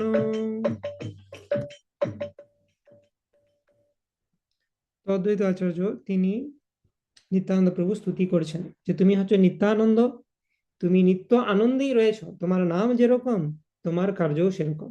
মূর্তিমন্ত তুমি চৈতন্যের গুণধাম, মহাপ্রভু সমস্ত গুণ যেন তোমার মধ্যে রয়েছে। সব জীবের পরিত্রাণ কারণ হচ্ছে তুমি, এবং মহাপ্রলয়েও তুমি ধর্মকে টিকিয়ে রাখো। যতই সিচুয়েশন খারাপ হয়ে যাক তুমি ধর্ম রক্ষা করছো। তুমি চৈতন্য মহাপ্রভু প্রেম ভক্তি সবাইকে বোঝাচ্ছ। তুমি চৈতন্য বৃক্ষ, মানে মহাপ্রভু সেই বৃক্ষের কাণ্ড, সেই বৃক্ষের প্রসার তুমি করছো। ব্রহ্মা শিব নারদের মতো যারা ভক্ত, তুমি তাদের উপদেষ্টা, পরম উপদেষ্টা, তুমি তাদেরকে উপদেশ করো, অর্থাৎ তুমি তাদেরও গুরু। বিষ্ণু ভক্তি সবেই পায় না তোমা হইতে, তথাপি অভিমান না স্পর্শে তোমাতে। তোমার থেকে সবাই বিষ্ণু ভক্তি পাচ্ছে। মহাপ্রভু কয়েকজনকে দিয়েছেন, বেশিরভাগ প্রচারের দায়িত্ব তোমার উপরে দিয়েছেন, তুমি বাকি সবাইকে প্রেম ভক্তি প্রদান করছো, কিন্তু তোমার কোনো অভিমান নেই। তুমি কখনো ভাবো না যে আমিই তো দিচ্ছি কৃষ্ণ ভক্তি।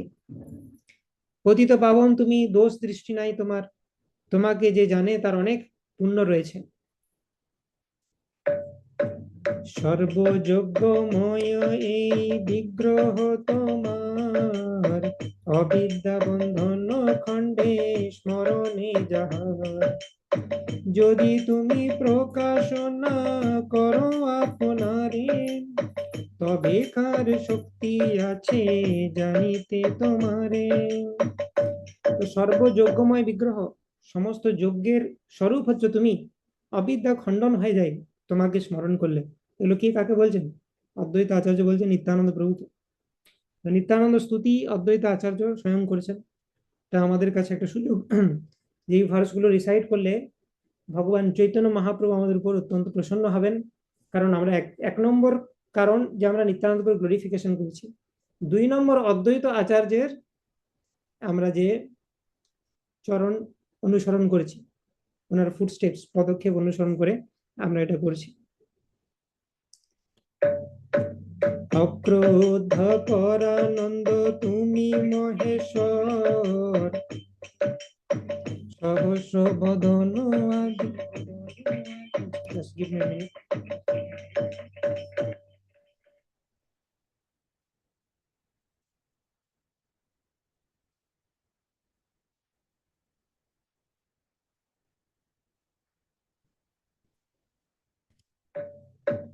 সহস্র বদন আদি দেব মোহিধর, রক্ষ কুল হন্তা তুমি শ্রী লক্ষ্মণ চন্দ্র, তুমি গোপ পুত্র হল ধর মূর্তিমন্ত, মূর্খ নিজ অধম পতিত উদ্ধারিতে, তুমি অবতীর্ণ হইয়াছ পৃথিবীতে, যে ভক্তি বাঞ্ছয়ে যোগেশ্বর মুনি গণে, তোমা হইতে তাহা পাইবে কে যেতে জনে। তুমি অক্রোধ, সবসময় পরমানন্দে থাকো, মহামহেশ্বর তুমি, সহস্র বদনে অনন্ত রূপে তিনি ভগবানকে গ্লোরিফাই করেছো এবং তিনি পৃথিবীকে ধারণ করেছো তুমি। হ্যাঁ, রক্ষকুল হন্তা, যত রাক্ষসের কুল রয়েছে সেগুলোকে তুমি ধ্বংস করেছো লক্ষ্মণ রূপে, এবং তুমি বলরাম রূপে হলধর মূর্তি ধারণ করেছো, নিজ অধম পতিত জীবদের উদ্ধার করেছো, সেই জন্যে তোমার পৃথিবীতে আবির্ভাব এই নিত্যানন্দ স্বরূপে। এবং যে ভক্তি বড় বড় যোগী মুনি ঋষিরা পান্থাস্ত কোটি শতবৎসর সম্প্রগাম্য বাহ্য রথাপি মনসো মুনি পুঙ্গবানম সোপ্যস্তি যৎ প্রপদসিম ন বিচিন্ত তত্ত্বে গোবিন্দমাদি পুরুষম তমহম ভজামি। কোটি কোটি বছর ধরে, কোটি কোটি জন্ম ধরে তপস্যা করার পরেও যে সমস্ত যোগীরা মুনিরা এই ভগবত ভক্তির স্তর লাভ করতে পারে না, সেই ভগবত ভক্তি খুব ইজিলি নিত্যানন্দ প্রভু সকলকে প্রদান করেছেন। ভগবান গীতাতেও বলেছেন, বহুনাম জন্মানাম অন্তে জ্ঞানবান মাম প্রপদ্যতে বাসুদেব সর্বমিতি স মহাত্মা সুদুর্লভ। তো কমপ্লিটলি সারেন্ডার্ড ভক্তি যোগী হওয়া খুবই দুর্লভ, এবং বহুনাম জন্মানাম অন্তে, বহু জন্ম লেগে যায় এরকম যোগী হতে। কিন্তু নিত্যানন্দ স্বরূপের চরণে যদি আমরা সমর্পণ করি, নিতাই পদ কমল কোটি চন্দ্র সুশীতল, যে ছায়ায় জগত জড়ায়, জগত জুড়ায়, হেন নিতাই বিনে ভাই রাধা কৃষ্ণ পাইতে না, দৃঢ় করি ধর নিতাইয়ের পায়। তো যদি আমরা নিত্যানন্দ প্রভুর চরণ দৃঢ় করে ধরে থাকি, খুব সহজেই রাধা কৃষ্ণকে প্রাপ্ত হতে পারবো, যেটা অন্য কোনো পদ্ধতিতে প্রাপ্ত হতে গেলে কোটি কোটি জন্ম লেগে যেতে পারে। তো এইভাবে অদ্বৈত আচার্য নিত্যানন্দ প্রভুকে গ্লোরিফাই করলেন, এবং নিত্যানন্দ প্রভু অদ্বৈত আচার্যের পারমিশন নিয়ে তিনি নবদ্বীপে ফিরে গেলেন। তো নবদ্বীপে গিয়ে সেখানে তিনি সংকীর্তন করছেন। সচী মাতা নিত্যানন্দ প্রভুকে দেখে অত্যন্ত আনন্দিত হলেন। সেইখানেও নিত্যানন্দ প্রভু বিভিন্ন অলঙ্কার ধারণ করার লীলা করলেন এবং অনেক ব্যক্তিকে উদ্ধার করলেন। তো যেমন এখানে দেখছি, নিত্যানন্দ আইলেন নবদ্বীপ প্রতি, সেই মতো সর্বাদ্রে আইলান, আই স্থানে আসি নমস করিলেন আইর চরণে। আই মানে হচ্ছে মা, মানে সচী মাতা। তো সব থেকে আগে নবদ্বীপে এসে সচী মাতার কাছে এলেন, সচী মাতার চরণে প্রণাম করলেন। কি আনন্দ পাইলেন তার অন্ত নাই, আই বলে বাপ তুমি সত্য অন্তর্যামী, তোমারে দেখিতে ইচ্ছা করিলাম আমি, মোর চিত্ত জানি তুমি আইলা সত্তর, কে তোমা চিনিতে পারে সংসার ভিতর।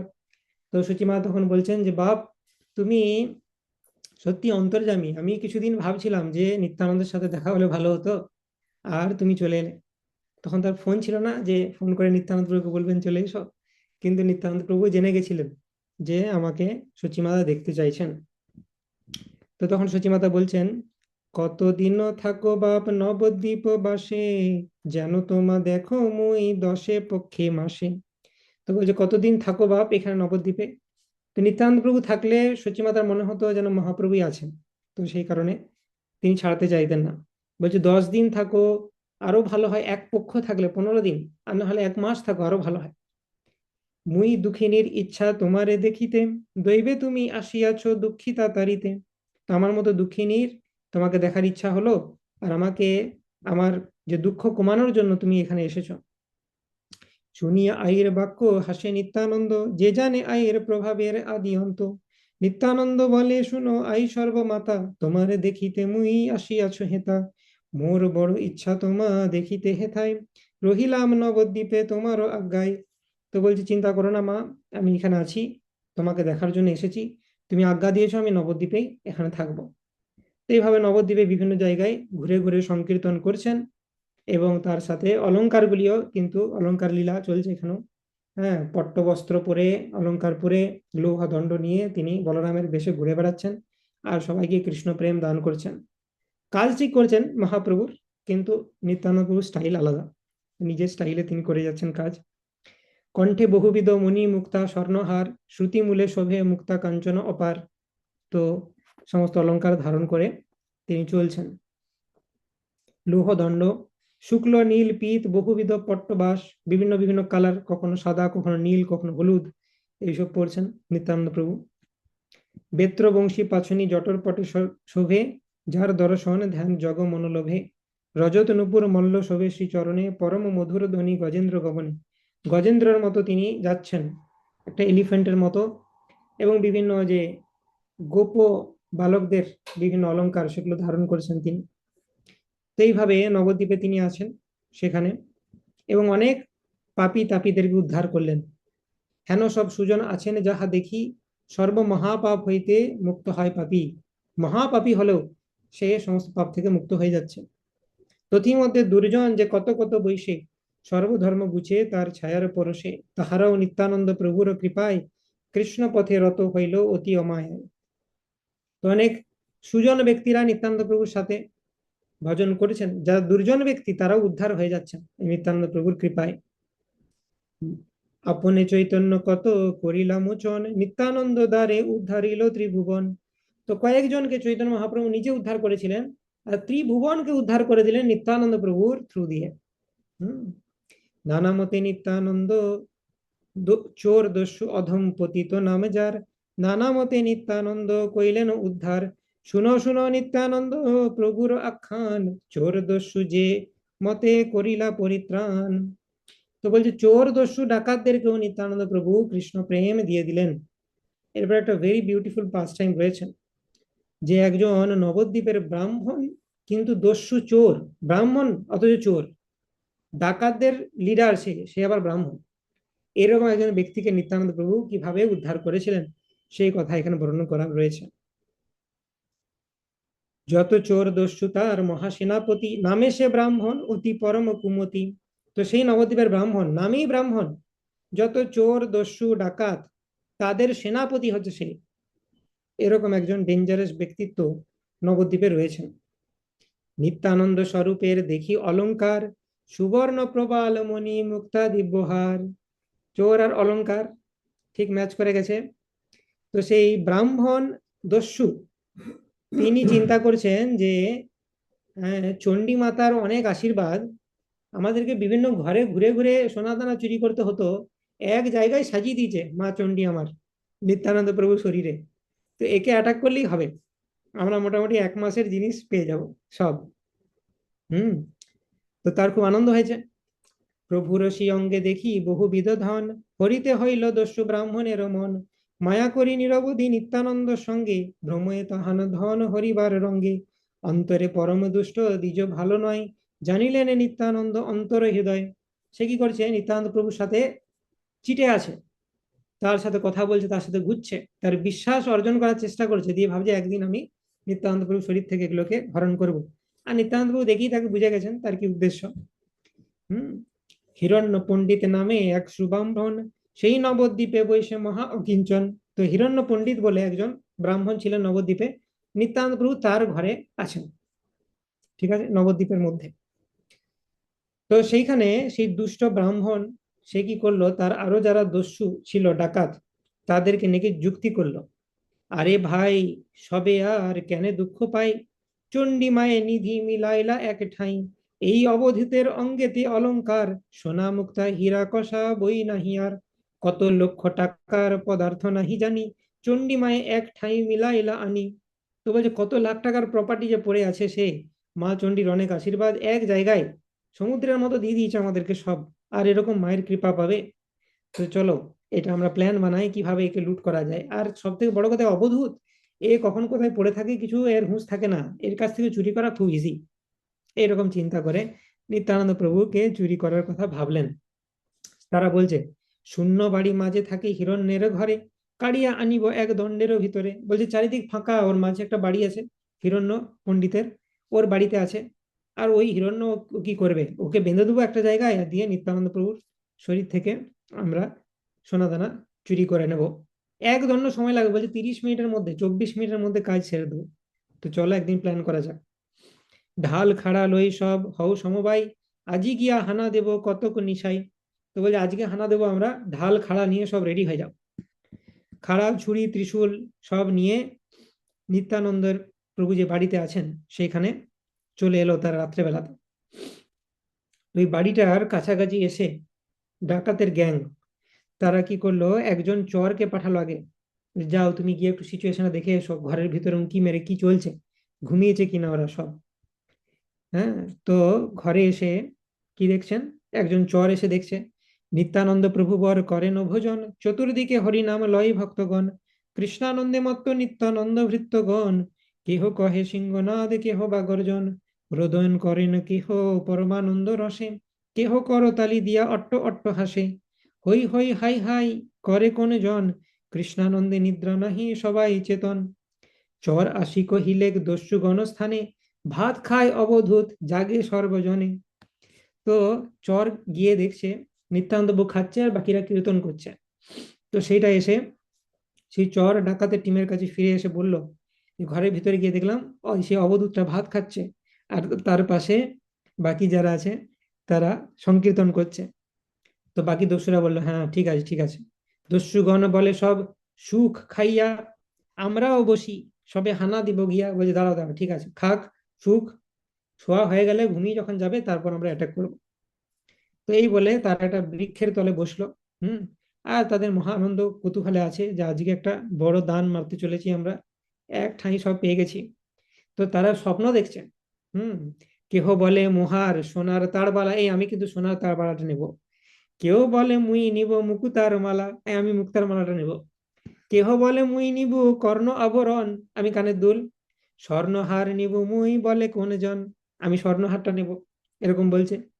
হ্যাঁ, এই মতো সবে এই মন কলা খায় না প্রচুর, মানে মন তাদেরকে কলা খাওয়াচ্ছে আর তারা সেই কলা খাচ্ছে, মন তাদেরকে স্বপ্ন দেখাচ্ছে, সেটা বলে মনোকলা। অনেক সময় আমরা মনে মনে বিরাট কিছু ভেবে নিই, এই করবো সেই করবো, এটা হবে তারপরে সেটা হবে, তো কিছুই হলো না। কৃষ্ণের ইচ্ছা মতো সব হবে লাস্টে, এটা বলে মনোকলা, মানে মন তোমাকে কলা খাওয়াচ্ছে আর তুমি খাচ্ছ। হেন এই সময় নিত্যানন্দের ইচ্ছায় নিদ্রা ভগবতী আসি চাপিলা সবাই। এই সময় নিত্যানন্দ প্রভু ইচ্ছাতে এমন জোর ঘুম পেল, সে বসে থাকতে থাকতে ঘুমিয়ে গেল তারা। প্রভুর মায়াই যেন হইল মোহিত, রাত্রি পোহাইল তবু নাহি সম্বিত, কাক রবে জাগিলা সকল দস্যুগণ, রাত্রি নাহি দেখি সব দুঃখ হইল মন। তো একদম সকালে ঘুম ভাঙছে কাকের ডাকে, দেখছে সূর্যের আলো ফুটে গেছে। রে, গোটা রাতটা পেরিয়ে গেল, ঘুমিয়ে গেলাম আমরা, আমাদের মতো ট্রেন ডাকাত যারা পুরো রাত্রি জেগে থাকে, আমরা কিভাবে ঘুমিয়ে গেলাম রাত্রে, এত বড় একটা সুযোগ কিভাবে মিস করে ফেললাম। তবুও তারা মনোবল হারেনি। ঠিক আছে, তো আস্তে আস্তে সবাই ঢাল খাড়া নিয়ে উঠে, হ্যাঁ, সবাই নিজের ঘরে চলে গেলেই এরপর আমাদের ঢাল খাড়া নিয়ে দিনের আলো ফুটে গেছে, কেউ দেখলে আমাদেরকে এবার লোকে মারবে। আর একে অপরকে গালি দিতে, এই তোর জন্য ঘুমিয়ে গেলাম, তুই জাগাতে পারলি না। হ্যাঁ, তো বলছে কেহ বলে তুই আগে ঘুমায়ে পড়িলি, তুই আগে ঘুমিয়ে গেলি। কেহ বলে তুই বড় জাগিয়া আছিলি, তুই খুব জেগেছিলি না, আমি ঘুমিয়ে গেছিলাম। তারা এবারে শুরু করে দিয়েছে। কেহ বলে কলহ করহ কেনে আর, লজ্জা ধর্ম চণ্ডী আজি রাখিল সবার। ওই যে দাঁড়া দাঁড়া, ঝগড়া করো না, ইউনিটি স্ট্রেংথ। আমরা ডাকাতরা যদি এরকম নিজেদের মধ্যে ঝগড়া করি তাহলে কি করে চুরি করব। তো বলছে যা করেছে আমাদের চণ্ডী মাতা ভালোই করেছে, আজকে গেলে আমরা এম্বারেসড হয়ে যেতাম। হ্যাঁ, আমাদের কিছু অসম্মান হতো, তো লজ্জা আমাদের বাঁচিয়েছে চণ্ডী মাতা। তো তাদের সেনাপতি কে, সে নবদ্বীপের ব্রাহ্মণ। দস্যু সেনাপতি যে ব্রাহ্মণ দুরাচার, সে বলে কলহ করহ কেনে আর। তো বলছে যে তোমরা ঝগড়া করছো কেন, যে হইল সে হইল চণ্ডীর ইচ্ছাই, একদিন গেলে কি সকল দিন যাই। বলছে তোমরা ডিমোটিভেট হয় না, একদিন ঘুমিয়ে গেছি তো কি হয়েছে, তো সেই অবধূত তো আছে, এখনো সুযোগ আছে আমাদের কাছে, আরেকদিন আসবো। তো বলছে আসল জিনিসটা তোমরা বুঝতে পারো না, এত বড় একটা আমরা মিশনে নেমেছি, মা চণ্ডীর পূজা না করে চলে এসেছিলাম আমরা, তো এরপরে চণ্ডীর পূজা করে আসবো, তাহলে দেখবে আমরা সফল হব। এত করিয়া যুক্তি সব দস্যুগণ, মদ্য মাংস দিয়া সব করিলা পূজন। আর দিন দস্যুগণ কাচি নানা বস্ত্র, আইলেন বীর ছাঁদে পরি নীল বস্ত্র। তো মা চণ্ডীর মদ মাংস ইত্যাদি দিয়ে পুজো করে ভালো একদম আউটফিটে নীল বস্ত্র পরে ডাকাতের মতো সেজে তারা চলে এলেন আবার অ্যাটাক করতে সেই নিত্যানন্দ প্রভু যে বাড়িতে রয়েছেন। হুম। মহানিশা সর্বলোক আছো এ শয়নে, হেন এই সময় বেড়ি লেকে দস্যুগণে। তো এখন এইবারে যখন সেকেন্ড টাইম এসেছে, তো বাড়ির ভিতরে সবাই ঘুমিয়ে গেছে। আগের বার যখন এসেছিল নিত্যানন্দ প্রভু খাচ্ছিলেন, বাকিরা সংকীর্তন করছিল, সবাই জেগেছিল। এবারে সুযোগ ভালো, সবাই ঘুমিয়ে গেছে অলরেডি। তখন কি হলো, তো তারা গোটা বাড়িটা চারপাশটাতে দেখছে। হুম। যে কি হচ্ছে বাড়িটাতে। বাড়ির নিকটে থাকি দস্যুগণ দেখে, চতুর্দিকে অনেক পাইক বাড়ি রাখে। চতুর্দিকে অস্ত্রধারী পদাতিক গণ, নিরবধি হরিনাম করেন গ্রহণ। তো দস্যুরা এসে দেখছে গোটা বাড়িটার চারদিকে বড় বড় পাইক, মানে রাজার সেনা, তারা তরবারি নিয়ে গোটা বাড়িটা গার্ড দিচ্ছে। আর তারা মুখে হরিনাম করেছে, হরিনাম করেছে আর হাতে তরোয়াল নিয়ে গার্ড দিচ্ছে। তো তারা এতদিন ভেবেছিল যে শুধুমাত্র এই হিরণ্য পণ্ডিত থাকে, দুবলা পাতলা মানুষ, তাকে আমরা কিছু করে নেবো, যে নিত্যানন্দ প্রভুকে আমরা তার যে সমস্ত অলংকার আছে সেগুলো হরণ করব। আর এখানে দেখছে পরম প্রকাণ্ড মূর্তি সবে উদ্দণ্ড, নানা অস্ত্রধারী সবে পরম প্রচন্ড, বহু বিরাট একদম মহা শক্তিশালী সেরকম কয়েকজন পাইক তারা এই গোটা বাড়িটাকে প্রোটেক্ট করেছেন। সর্বদস্যু গণ দেখে তার একে জনে, শতজন মারিতে পারো এ সেই ক্ষণে। তো এই দস্যুরা এক একজন ওই পাইককে দেখে মনে হচ্ছে এ তো একাই 100 জনকে মেরে দেবে। তো এইরকম পাইক দিয়ে যদি গোটা বাড়ি ঘিরে রাখে তাহলে আমরা কি করে আক্রমণ করব। হ্যাঁ, আবার সেরকম নাম সংকীর্তনও করছে, আর ভিতরে নিত্যানন্দ প্রভু শুয়ে আছে, আর গোটা বাড়িটা পাইকরা কৃষ্ণ সংকীর্তন করতে করতে গার্ড দিচ্ছে। এইটা দেখে দস্যুগণের তো বড়ই বিস্ময় হলো, যে এটা কি করে হয়ে গেল, কোথাকার পদাতিক আইলো এথাতে, কোথা থেকে পদাতিক বাহিনী এখানে সৈন্য চলে এলো। কেহ বলে অবধূত কেমতে জানিয়া, কাহার পাইক আনিয়াছে মাগিয়া। এই অবধূতরা কি জেনে গেল যে আমরা অ্যাটাক করছি, কোথা থেকে পাইক আনিয়েছে মনে হয়, হ্যাঁ সৈন্য সামন্ত আনিয়েছে। কেহ বলে ভাই অবধূত বড় জ্ঞানী, মাঝে মাঝে অনেক লোকের মুখে শুনি। তো বলছে ভাই এই অবধূত কিন্তু খুব ডেঞ্জারাস, কিন্তু জ্ঞানী, অনেকে কিন্তু একে অনেক সম্মান করে দেখেছি। তো এর প্রতি অত সহজে যে আমরা চুরি করতে পারবো তা নয়। জ্ঞানবান বড় অবধূত মহাশয়, আপনার রক্ষা কি বা আপনে করয়। এ জ্ঞানবান মহাপুরুষ, জ্ঞানী পুরুষ, এমন নিজের রক্ষা নিজেই করছে। অন্যথা যে সব দেখি পদাতিক গণ, মনুষ্যের মতো নাহি দেখি একজন। এই পদাতিক দেখে কিন্তু মানুষের মতো লাগছে না। হ্যাঁ। তো এটা মনে হচ্ছে ওই গোসাইয়ের শক্তি, ও নিজের শক্তি দিয়ে কিছু মায়াবী জিনিস প্রকট করেছে। হেন বুঝি এই সব শক্তির প্রভাবে, গোসাই করিয়া তানে কহে সবে। ওই জন্যেই ওকে অনেকে অবধূত বলে না, শুধু অবধূত গোসাই বলে। গোসাই মানে গোস্বামী, বেশ পাওয়ার আছে ওর, এইসব তৈরি করেছে। তো এরকম করে সবাই বিভিন্ন মতবাদ দিচ্ছে নিজে নিজে যে এটা কি হয়ে গেল। তখন সেই ব্রাহ্মণ যে দস্যুদের সেনাপতি, সে বলছে এই শোনো, তোমরা সবাই ভুল, আমি অ্যাকচুয়ালি জানি এর কারণটা কি, জানিলাম সকল কারণ। কি কারণ বলছে, যত বড় বড় লোক চারিদিকে হইতে সবাই আসেন এই অবধূতের দেখিতে। কোন দিক হইতে কোন রাজার লস্কর, আইসিয়াছে তার পদাতিক বহুতর। অতএব পদাতিক সকল ভাবক, এই সে কারণে হরি হরি করে জপ। তো বলছে যে আমি জানি আসল কারণটা হচ্ছে এই অবধূতকে দেখতে বিভিন্ন জায়গা থেকে বিভিন্ন লোক আসে। তো হয়তো কোনো রাজাও দেখতে এসেছিল, দিয়ে তাকে কিছু সৈন্য সামন্ত সাপ্লাই দিয়ে গেছে তার প্রোটেকশনের জন্য। হম।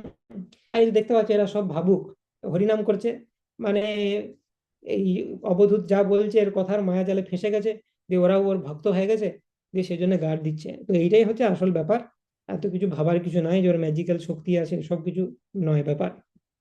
তো এইভাবে সে ভেবে গেল। তো বলছে চলো আজকে ঘর যাই, যা অবস্থা, এখন আমরা চুরি করতে পারবো না, চুপে চাপে দিন 10 বসি থাকি ভাই। তো চুপচাপ 10 দিন এখন বসে থাকো, এই পাইকেরা যাক, তারপরে আমরা আরেকবার অ্যাটেম্প নেব। তো এই বলে সবাই তার ঘরে চলে গেল। নিত্যানন্দ চরণ ভজয়ে যে যে জনে, সর্ববিঘ্ন খণ্ডে তাহা সবার স্মরণে। হেন নিত্যানন্দ প্রভু বিহরে আপনে, তাহানে করিতে বিঘ্ন পারে কোন জনে। এই নিত্যানন্দ প্রভুর চরণ স্মরণ করলে তার সমস্ত বিঘ্ন কেটে যায়।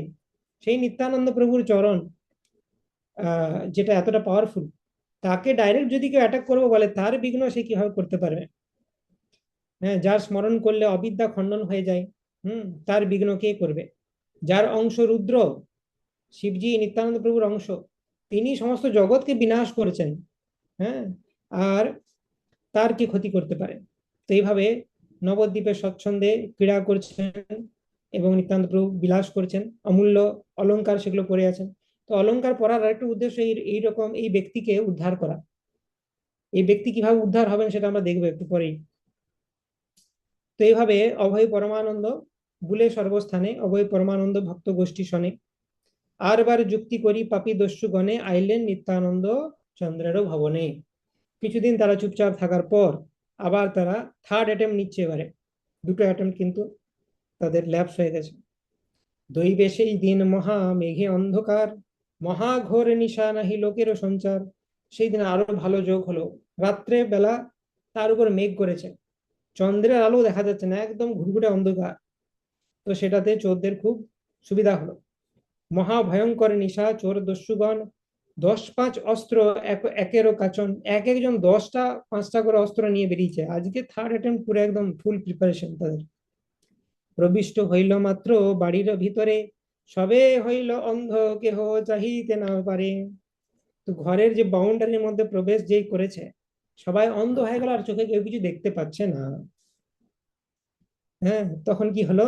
কিছু নাহি দেখে অন্ধ হইল দস্যুগণ, সবেই হইল হত প্রাণ বুদ্ধিমন।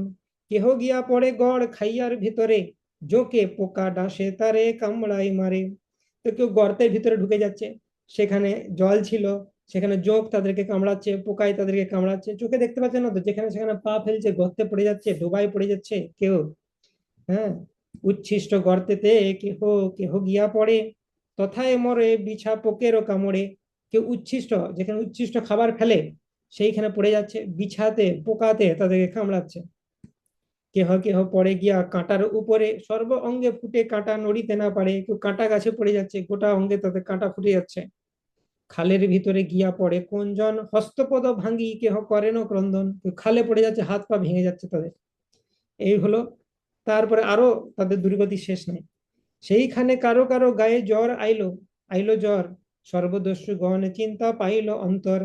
হেনই সময় ইন্দ্র পরম কৌতুকী, করিতে লাগিল মহা ঝড় বৃষ্টি তথি। তো এর মধ্যে তাদের জ্বর চলে এসছে, আর তার উপরে ইন্দ্র বলছে এবার আমি আমার কামাল দেখাচ্ছি। ওই যে মেঘটা দেখে তারা ভেবেছিল আজকে ভালো, জ্যোৎস্নার আলো দেখা যাবে না, তো সেই মেঘই তাদের কাল হলো, সেখানে আবার জল হয়ে গেল। তার উপর সেই গোটা জলে একদম ভিজে, সেখানে খালে গর্তে পড়ে আছে, বিছাতে পোকাতে কামড়াচ্ছে, কারোর কারোর জ্বর চলে এসছে, এইরকম অবস্থা তাদের। হ্যাঁ, তার উপর আবার শিলা বৃষ্টি হচ্ছে, শুধু বৃষ্টি নয়, সেই শিলা বৃষ্টিতে আবার তাদের মাথায় লাগছে, গায়ে লাগছে। হ্যাঁ, কারণ মাথা ফেটে যাচ্ছে, রক্ত বেরোচ্ছে, এরকম অবস্থা। প্রাণ নাহি যায় ভাসে দুঃখের সাগরে। তো এইভাবে প্রাণ যায় যায় অবস্থা তাদের। হেন সে পড়ে এক মহা ঝঞ্ঝনা, ত্রাসে মূর্ছা যায় সব পাশরি আপনা। তারপর বজ্রাঘাত হয়ে যাচ্ছে, এত জোর সাউন্ড, কেউ কেউ মূর্ছিত হয়ে পড়ে যাচ্ছে সেখানে। তো এইভাবে মহাবৃষ্টিতে শীতে কেঁপে যা হোক করে তারা প্রাণ বাঁচালো। অন্ধ হয়ে গেছে, চোখে কিছু দেখতে পাচ্ছে না। হ্যাঁ, মহা ঝড় বৃষ্টি শীতে তাদের দস্যুদের অবস্থা কাহিল হয়ে গেল। নিত্যানন্দ দ্রোহে আসিয়াছে এ জানিয়া, ক্রোধে ইন্দ্র বিশেষে মারেন দুঃখ দিয়া। ইন্দ্রদেব দেখছেন ও নিত্যানন্দ প্রভুকে অ্যাটাক করতে এসেছে, আরো বেশি করে মারবো এদেরকে। হুম, সে একটা সুযোগ পেয়ে গেছে সে আরো, যে আমি একটা অপরাধ করেছিলাম, এই নিত্যানন্দ মারতে এসছে, এখন আমি যদি এদেরকে মারি, তাহলে কৃষ্ণ কিছুটা আমার রাগটা প্রশমিত হবে। যাক, নিত্যানন্দকে বাঁচিয়েছ, ঠিক আছে। তো কতক্ষণে দস্যু সেনাপতি যে ব্রাহ্মণ, অকস্মাৎ ভাগ্যে তার হইল স্মরণ। মনে ভাবে বিপ্র নিত্যানন্দ নর নহে, সত্য এহ ঈশ্বর মনুষ্য কভু নহে। এরপরে সেই যে ব্রাহ্মণ দস্যু, তার এই দস্যু নেচারটা ধীরে ধীরে যেতে আরম্ভ করলো, এবং ব্রাহ্মণ নেচারটা জেগে উঠলো। সে এবারে বুঝতে পারলো যে এই নিত্যানন্দ প্রভু নিশ্চয়ই কোনো মানুষ নয়, এ হচ্ছে সত্যিকারের ঈশ্বর। একদিন মহিলেন সবারে নিদ্রায়, তথাপি না বুঝিল ঈশ্বর মায়ায়। তো প্রথম দিনই আমরা যখন গেছিলাম, আমাদের উপর মায়াজালে আমাদেরকে ঘুমিয়ে কেটে গেছিল সেই রাতটা। তখনই আমাদের বুঝে যাওয়া উচিত ছিল, কোনো সাধারণ ব্যক্তি নয়, তবুও আমরা বুঝলাম না। পরের বার এলাম, তখন দেখলাম পদাতিকরা সমস্ত গোটা বাড়িকে প্রোটেকশন দিচ্ছে, তারপরেও বুঝলাম না। তারপরে আমরা আরেকবার তৃতীয়বার এলাম, দিয়ে আমাদের এরকম দুর্গতি হলো। হ্যাঁ, তো এই এখন দুর্গতির অবস্থাতে তারা ওটা চিন্তা করছে। তখন কি হলো, এই মহাসংকটে মোরে কে করিবে পার, নিত্যানন্দ বই মোরে গতি নাহি আর। এত ভাবি দ্বিজ নিত্যানন্দের চরণ, চিন্তিয়া একান্ত ভাবে লইল শরণ। তো এই তৃতীয় নাইটে যখন তাদের সাথে এরকম হচ্ছে, তখন সে অলরেডি বুঝে গেছে যে নিত্যানন্দ প্রভু কোনো সাধারণ ব্যক্তি নয়। এরপরে সে নিত্যানন্দ প্রভুর চরণ স্মরণ করতে আরম্ভ করলো যে প্রভু আমাদের রক্ষা করো। তারপরে ধীরে ধীরে সবকিছু ক্লিয়ার হতে আরম্ভ করলো। তো বলা হচ্ছে, এত ভাবি দ্বিজ নিত্যানন্দের চরণ, চিন্তিয়া একান্ত ভাবে লইল শরণ। সে চরণ চিন্তিলে আপদ নাহি আর, সেই ক্ষণে কোটি অপরাধীর নিস্তার। রক্ষ রক্ষ নিত্যানন্দ শিবাল গোপাল, রক্ষা করো প্রভু তুমি সর্বজীব পাল। এইভাবে সে নিত্যান্ত প্রভুকে প্রার্থনা করছে, সে ব্রাহ্মণ দস্যু। যে জন আছড় প্রভু পৃথিবীতে খাই, পুনশ্চ পৃথিবী তারে হয় না সহায়। তো আবার ভাবছে যে কেউ যদি আছাড় খেয়ে মাটিতে পড়ে, সে কি করে উঠে দাঁড়ায়, মাটিতে ভর দিয়ে আবার উঠে দাঁড়ায়। তো সেটা সেরকমই বলছে, নিত্যানন্দ প্রভু তোমার চরণে অপরাধের ফলে আমাদের এই অবস্থা হয়েছে, তোমাকে আশ্রয় করে আবার আমাকে উঠে দাঁড়াতে হবে, তোমার চরণের শরণ গ্রহণ করলেই তবে আমি রক্ষা পাবো। এখন জ্ঞান হয়েছে তার, ব্রাহ্মণত্ব ফুটে উঠছে। হ্যাঁ, তো এই মতো যে তোমাতে অপরাধ করে, তোমার কৃপাতেই তোমার স্মরণেই তার সমস্ত দুঃখ চলে যাবে। তো এইভাবে নিত্যান্ত প্রভু গ্লোরিফাই করতে থাকলো সে, এবং সেই যে বিপদ থেকে রক্ষা পেল। হুম, তখন বলছে, জন্ম জন্ম প্রভু তুমি মুই তোর দাস, কিবা জিউ মরো এই হোক মোর আশ। এরকম ভাবে আমি বেঁচে থাকি কি মরে যাই, আমি সবসময় তোমার দাসত্ব করতে চাই, জন্মে জন্মে তুমি আমার প্রভু নিত্যানন্দ। এই সব করে তারা যাহা করে উদ্ধার পেলেন। হুম, চক্ষু বিমোচন হলো, মানে চোখ যে অন্ধ হয়ে গেছিল সেটা ধীরে ধীরে কেটে গেল। ঝড় বৃষ্টিও কমে গেল, এবারে সবাই দেখতে পাচ্ছে, চোখে দেখতে পাচ্ছে। তারা অলরেডি প্রায় মৃত প্রায় হয়ে গেছে, কিন্তু যা হোক করে তারা এইভাবে নিত্যানন্দ প্রভুর চরণ স্মরণ করার ফলে তারা ঘর পৌঁছাতে পারলো যা হোক করে। হুম, দিয়ে প্রায় ভোর হয়ে গেছে, ঘর পৌঁছাতে পৌঁছাতে গঙ্গা স্নান করলেন, কারণ তাদের অবস্থা খারাপ ছিল।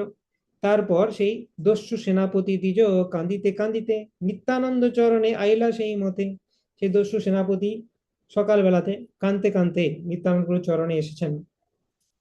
বসিয়া আছেন নিত্যানন্দ বিশ্বনাথ, পতিত জনের করি শুভ দৃষ্টিপাত। নিত্যানন্দ প্রভু সুন্দর ঘুমিয়ে উঠে তার গন্ধের সাথে নিয়ে বসে কথা করছেন, আর তিনি মনে মনে জানেন যে এদের কি দুর্গতি হয়েছে কাল রাতে। এই যে সকালবেলায় আসবে সেটা জানে নিত্যানন্দ প্রভু।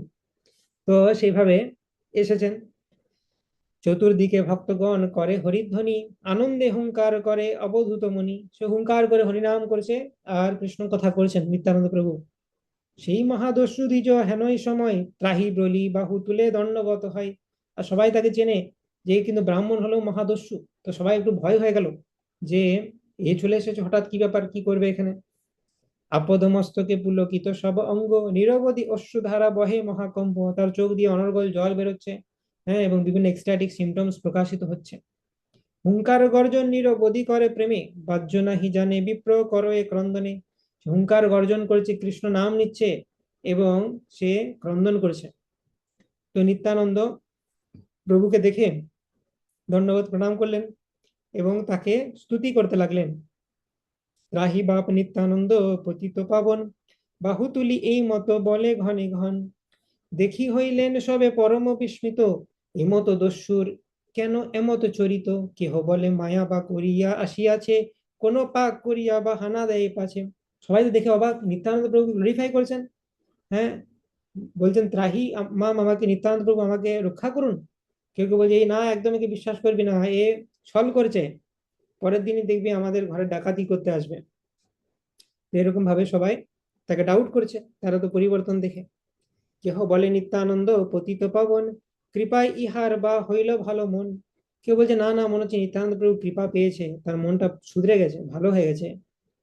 বিপ্রের অত্যন্ত প্রেম ও বিকার দেখিয়া, জিজ্ঞাসিল নিত্যানন্দ ঈষৎ হাসিয়া। নিত্যানন্দ প্রভু তাকে জিজ্ঞেস করলেন তার এই প্রেম বিকার দেখে। প্রভু বলে, কহ দ্বিজ কি তোমার রীত, বড় তো তোমার দেখি অদ্ভুত চরিত। তো নিত্যান্ত প্রভু বলছেন, হে ব্রাহ্মণ, তোমার কি অবস্থা, তোমার কি ব্যাপার? তোমার তো দেখছি শরীরে বেশ কৃষ্ণ প্রেমের লক্ষণ জাগরিত হয়েছে। কি ব্যাপার তোমার? কি দেখিলা কি শুনিলা কৃষ্ণ অনুভব, কিছু চিন্তা নাহি অকপটে কহ সব। তো তুমি কি দেখলে, কি রিয়েলাইজেশন হলো তোমার? তুমি হঠাৎ এরকম কৃষ্ণ প্রেম কিভাবে প্রাপ্ত হলে? তুমি খুলে বলো, কোনো সমস্যা নাই। কিভাবে তুমি কোন সাধুর কাছে দীক্ষা নিয়েছিলে ইত্যাদি সেসব খুলে বলো আমাদের কাছে। নিত্যানন্দ প্রভু জানেন ও কিভাবে কৃষ্ণ প্রেম পেয়েছে। শুনিয়া প্রভুর বাক্য সুকৃতি ব্রাহ্মণ, কহিতে না পারে কিছু করো এক রন্ধন। সে শুধু কেঁদেই যাচ্ছে, কিছু বলতে পারছে না। গড়াগড়ি যাচ্ছে সকল অঙ্গনে, হাসে কাঁদে নাচে গায় আপনে আপন। তো কিছুক্ষণ পর সুস্থির হয়ে সেই ব্রাহ্মণ বলতে লাগলেন, এই নদী আয় প্রভু বসতি আমার, নাম সে ব্রাহ্মণ বেদ চণ্ডাল ও আচার। তো বলছে, প্রভু এই নবদ্বীপে বাড়ি আমার, তো নামে আমি ব্রাহ্মণ, কিন্তু আমার বেদ চণ্ডালের মতো আচরণ। আমি সবসময় ডাকাতি করি, চুরি করি, দস্যুদের সঙ্গে থাকি, পরহিংসা করি, আর অন্য কোনো কাজ নাই আমার। আর আমাকে দেখে সমস্ত নবদ্বীপ ভয়ে কাঁপে ডরে সবাই। হ্যাঁ, আর আমি খুলেই বলছি কি হয়েছিল, তোমার অঙ্গে অলংকার দেখে আমার অনেক লোভ হয়েছিল, আর আমি সমস্ত দস্যুদেরকে জড়ো করে তোমাকে, তোমার এই ধন চুরি করতে এলাম। তো প্রথম দিন যখন এলাম, তখন কি হলো, সেদিনে নিদ্রায় প্রভু মহিলা সবার, তুমি নিদ্রা দিয়ে আমাদেরকে ঘুম পাড়িয়ে দিলে, পুরো রাত কিছু করতে পারলাম না। তারপরে আমরা ভাবলাম হয়তো চণ্ডী পূজা করি নাই বলে সমস্যা ছিল, চণ্ডীকে পূজা করলাম ভালো করে। হ্যাঁ, তারপর খাড়া ছুরি ত্রিশূল নিয়ে এসে সেদিনে দেখলাম গোটা ঘরে পদাতিক বাহিনী প্রোটেকশন দিচ্ছে। এক একজন পদাতিক যেন মত্ত হস্তির মতো, এক একজন যেন 100 জনকে মেরে দেবে। তো সেটা দেখো আমরা ঘরে চলে গেলাম। এতটা হওয়ার পরেও আমাদের বুঝে যাওয়া উচিত ছিল আপনার প্রভাব, তবুও আমরা বুঝি নাই। তো আমরা বিভিন্ন ফিলসফি বলতে লাগলাম, এই পদাতি কোথা থেকে এলো, তখন আমরা এসব করতে লাগলাম। দিয়ে তারপরে আর কিছুদিন গ্যাপ দিয়ে এই গতকাল আমরা এসেছিলাম আপনাদের অ্যাটাক করতে তৃতীয়বারের মতো। এসেই কি হলো, যখন এই বাউন্ডারিতে প্রবেশ করলাম, চোখটা অন্ধ হয়ে গেল আমাদের। আর ঘরে প্রবেশ করে যে যেখানে পারলাম পড়ে গেলাম, তার উপর শিলা বৃষ্টি বজ্রঘাত। হ্যাঁ, বিছাতে কাটছে, কাউকে জোঁকে কাটছে, একদম অবস্থা খারাপ। তারপরে আমার চেতনা হলো যে আপনি কে, আপনার চরণ স্মরণ করে যা হোক করে আমরা বেঁচে ঘরে যেতে পেরেছিলাম। তখন আমাদের চোখে যে অন্ধ সেটা কেটে গেল, আর যত যা কষ্টে ছিলাম সেগুলো সব কেটে গেল। যাহার স্মরণে খণ্ডে অবিদ্যা বন্ধন, অনায়াসে চলি যায় বৈকুণ্ঠ ভবন। কহিয়া কহিয়া দ্বিজ কাঁধে ঊর্ধ্বরায়, হেন লীলা করে প্রভু অবধূত রায়। শুনিয়া সবার হইল মহাশ্চর্য জ্ঞান, ব্রাহ্মণের প্রতি সব করেন প্রণাম। দ্বিজ বলে, প্রভু এবে আমায় বিদায়, এ দেহ রাখিতে আর মরে নাহি ভাই। তো এইভাবে নিতান্ত গ্লোরিফাই করে, তার সামনে অকপটে সবকিছু স্বীকার করে সেই ব্রাহ্মণ নিত্যানন্দ প্রভু বলছেন, প্রভু এরপর আমাকে বিদায় দিন, মানে বিদায় মানে চিরতরে, আমি আর বাঁচতে চাই না, আমি এরপরে আমি মরতে যাচ্ছি। হ্যাঁ, আমাকে বিদায় দিয়ে দিন, আমি সবকিছু কনফেস করে দিলাম আমার খারাপ জিনিস, আমি যা অপরাধ করেছি এটা বেঁচে থেকে আমার আর প্রায়শ্চিত্ত নাই কিছু। মোর যেন মোর চিত্ত হইল তোমার হিংসায়, সেই মোর প্রায়শ্চিত্ত মরিমু গঙ্গায়, আমি গঙ্গায় ডুব দিতে যাচ্ছি। শুনি অতি অকৈতব দ্বিজের বচন, তুষ্ট হইলেন প্রভু সর্বভক্তগণ। তো তখন নিত্যান্ত প্রভু বলছে, না না এসব দরকার নেই। প্রভু বলে, দ্বিজ তুমি ভাগ্যবান তো বড়, জন্ম জন্ম কৃষ্ণের সেবক তুমি দড়। নাহিলে এমত কৃপা করিবেন কেনে, এ প্রকাশ অন্য কি দেখো এ ভৃত্য বিনে। বলছে, না না, তুমি বহু জন্ম ধরে কৃষ্ণের সেবক, নাহলে এত বড় কৃপা কৃষ্ণ কেন দেখাবেন? হুম। তো এরকম বলে বলছেন, পতিত তারণ হেতু চৈতন্য গোসাই, অবতরী আছেন ইহাতে অন্য নাই। তো জানো তো, চৈতন্য মহাপ্রভু সেই কৃষ্ণ রূপে এসেছেন সবাইকে উদ্ধার করতে। শুনো দ্বিজ যতেক পাতক কইলি তুই, আর যদি না করিস সব নিবু মুই। ভেরি ইম্পর্টেন্ট স্টেটমেন্ট নিত্যানন্দ প্রভু বলছেন, যে শোন, যা করেছিস করেছিস আজ পর্যন্ত, এর পথে যদি প্রতিজ্ঞা করিস যে আর করবো না, তাহলে তোর সব কিছু আমি নিয়ে নিতে রাজি আছি। এইটা হচ্ছে ভক্তদের জন্য খুব ইম্পর্টেন্ট, যে আমি ভক্তির আগে যা করেছি করেছি। বা অনেকে ভক্তিতে আসার পরও সঠিকভাবে ভক্তিতে আসেনি, ভক্তিতে নামমাত্র চলে এসেছে, ভক্তি আসার পরও যথেচ্ছাচার করেছে। যেই দিন আমি যথার্থ কোনো বৈষ্ণব সঙ্গে বুঝতে পারলাম ভক্তি কি জিনিস, সেই দিন থেকে তুমি যদি বলো, যে কোনো দিন থেকে, আজ থেকে এখন থেকে যদি বলো, এই লীলাটা পড়ার পর থেকে যদি বলো, এই লীলাটা পড়ার আগে পর্যন্ত যা হয়েছে হয়েছে, এই দস্যুর মতো আমি যা করেছি করেছি, আজ থেকে এই মোমেন্ট থেকে আমি প্রতিজ্ঞা করছি নিত্যানন্দ প্রভুর চরণে যে আমি এরপর থেকে ভালো হয়ে থাকার চেষ্টা করব। আমার কিছু কিছু শর্টকামিংস আছে, সেটার সাথে আমি স্ট্রাগল করব, কিন্তু আমি সৎ থাকব। আমি কোনো কিছু অসৎ কাজ করব না, কোনো পাপ করব না, সেগুলো অ্যাভয়েড করার চেষ্টা করব। তাহলে কিন্তু নিত্যানন্দ প্রভু আমাদেরকে উদ্ধার করবেন। তো বলছে, পরহিংসা ডাকা চুরি সব অনাচার ছাড়ো গিয়া, ইহা তুমি না করিও আর। পরহিংসা, ডাকাতি, চুরি, অনাচার সব ছাড়ো। ধর্মপথে গিয়া তুমি লহ হরি নাম, তবে তুমি অন্যের করিবা পরিত্রাণ। এভাবে তুমি হরিনাম গ্রহণ করো, তাহলে তুমি এত পবিত্র হয়ে যাবে যে তুমি অন্যদেরকেও উদ্ধার করতে পারবে। যত সব দস্যু চোর ডাকিয়া আনিয়া, ধর্মপথে সবারে লওয়াও তুমি গিয়া। এখন তোমার কাজ হচ্ছে ওদেরকে নিয়ে ডাকাতি করতে, তুমি এখন ওদেরকে তুমি হরিনাম করাও, ওদেরকে উদ্ধার করো। তোমার আরো যারা সাঙ্গপাঙ্গ আছে ডাকাত। এত বলি আপন গলার মালা আনি, তুষ্ট হয়ে ব্রাহ্মণেরে দিলেন আপনি। তো তখন নিত্যানন্দ প্রভু নিজের গলার মালা খুলে সে ব্রাহ্মণের গলায় পরিয়ে দিলেন। মহাজয় জয় ধ্বনি হইল তখন, দ্বিজের হইল সর্ববন্ধ বিমোচন। কাকু করে দ্বিজ প্রভু চরণে ধরিয়া, ক্রন্দন করে বহু ডাকিয়া ডাকিয়া। অহে প্রভু নিত্যানন্দ পাতকি পাবন, মুই পাতকির দেহ চরণে শরণ। তো সেই ব্রাহ্মণ তো অনেক ক্রন্দন করলেন, নিত্যানন্দ প্রভুকে স্তুতি করলেন, তার চরণে আত্মসমর্পণ করলেন। তোমার হিংসায় সে হইল মোর মতি, মুই পাপিষ্ঠের কোন লোকে হইবে গতি। তোমার প্রতি আমি হিংসা করলাম, তোমার মতো ব্যক্তি আমার কোথায় গতি হবে। নিত্যানন্দ প্রভু বর করুণা সাগর, পাদ পদ্ম দিলা তার মস্তক উপর। রঘুনাথ দাস গোস্বামীকে যে কৃপা করেছিলেন, তার পাদ পদ্ম মস্তকে স্থাপন করেছিলেন, চোর ডাকাতকেও একই কৃপা। বোঝা যাচ্ছে? পাত্র অপাত্র না দেখে, না দেখে স্থানা স্থান, যারে যাহা পায় তাহা করে প্রেমদান। তো সেম কৃপা এই দস্যুকেও করে দিলেন, তার মাথায় চড়ানোরও বিন্দু রাখলেন। আর ব্রাহ্মণের সমস্ত অপরাধ খণ্ডন হয়ে গেল। সেই দ্বিজ দ্বারে যত চোর দস্যুগণ, ধর্মপথে আইল লইল চৈতন্য শরণ। তো ওর যত সাঙ্গপাঙ্গ ছিল সব অধর্ম ছেড়ে চৈতন্য মহাপ্রভু শরণ নিয়ে নিল, ডাকাতি চুরি পরহিংসা ছেড়ে দিল, সবাই অনেক সাধু ব্যবহার করতে লাগলো। আর সবাই একদম ডাইরেক্ট লক্ষ লক্ষ হরিনাম শুরু করে দিল, ডাইরেক্ট 128 মালা। 128 মালা মানে সেখানে প্রায় 2 লক্ষ হরিনাম, 64 মালা মানে 1 লক্ষ, মিনিমাম তো 64 শুরু করেছে সবাই, 64 থেকে। সবে হইলেন বিষ্ণু ভক্তি যোগে দক্ষ, দক্ষ বিষ্ণু ভক্তি যোগী হয়ে গেলেন। কৃষ্ণ প্রেমে মত্ত সবাই, কৃষ্ণ গান করছে, নিত্যানন্দ প্রভু এভাবে কৃপার মাধ্যমে তাদেরকে উদ্ধার করে দিলেন। অন্য অবতারে কেহ ঝাট নাহি পাই, নিরবধি নিত্যানন্দ চৈতন্য লয়। অন্য কোনো অবতারে এত তাড়াতাড়ি কৃপা পাওয়া যায় না। যে ব্রাহ্মণ নিত্যানন্দ স্বরূপ না মানে, তাহারে লওয়াই সেই চোর দস্যুগণে। যোগেশ্বর সব বাঞ্ছে যে প্রেম বিকার, যে অশ্রুকম্প যে বা পুলক হুঙ্কার।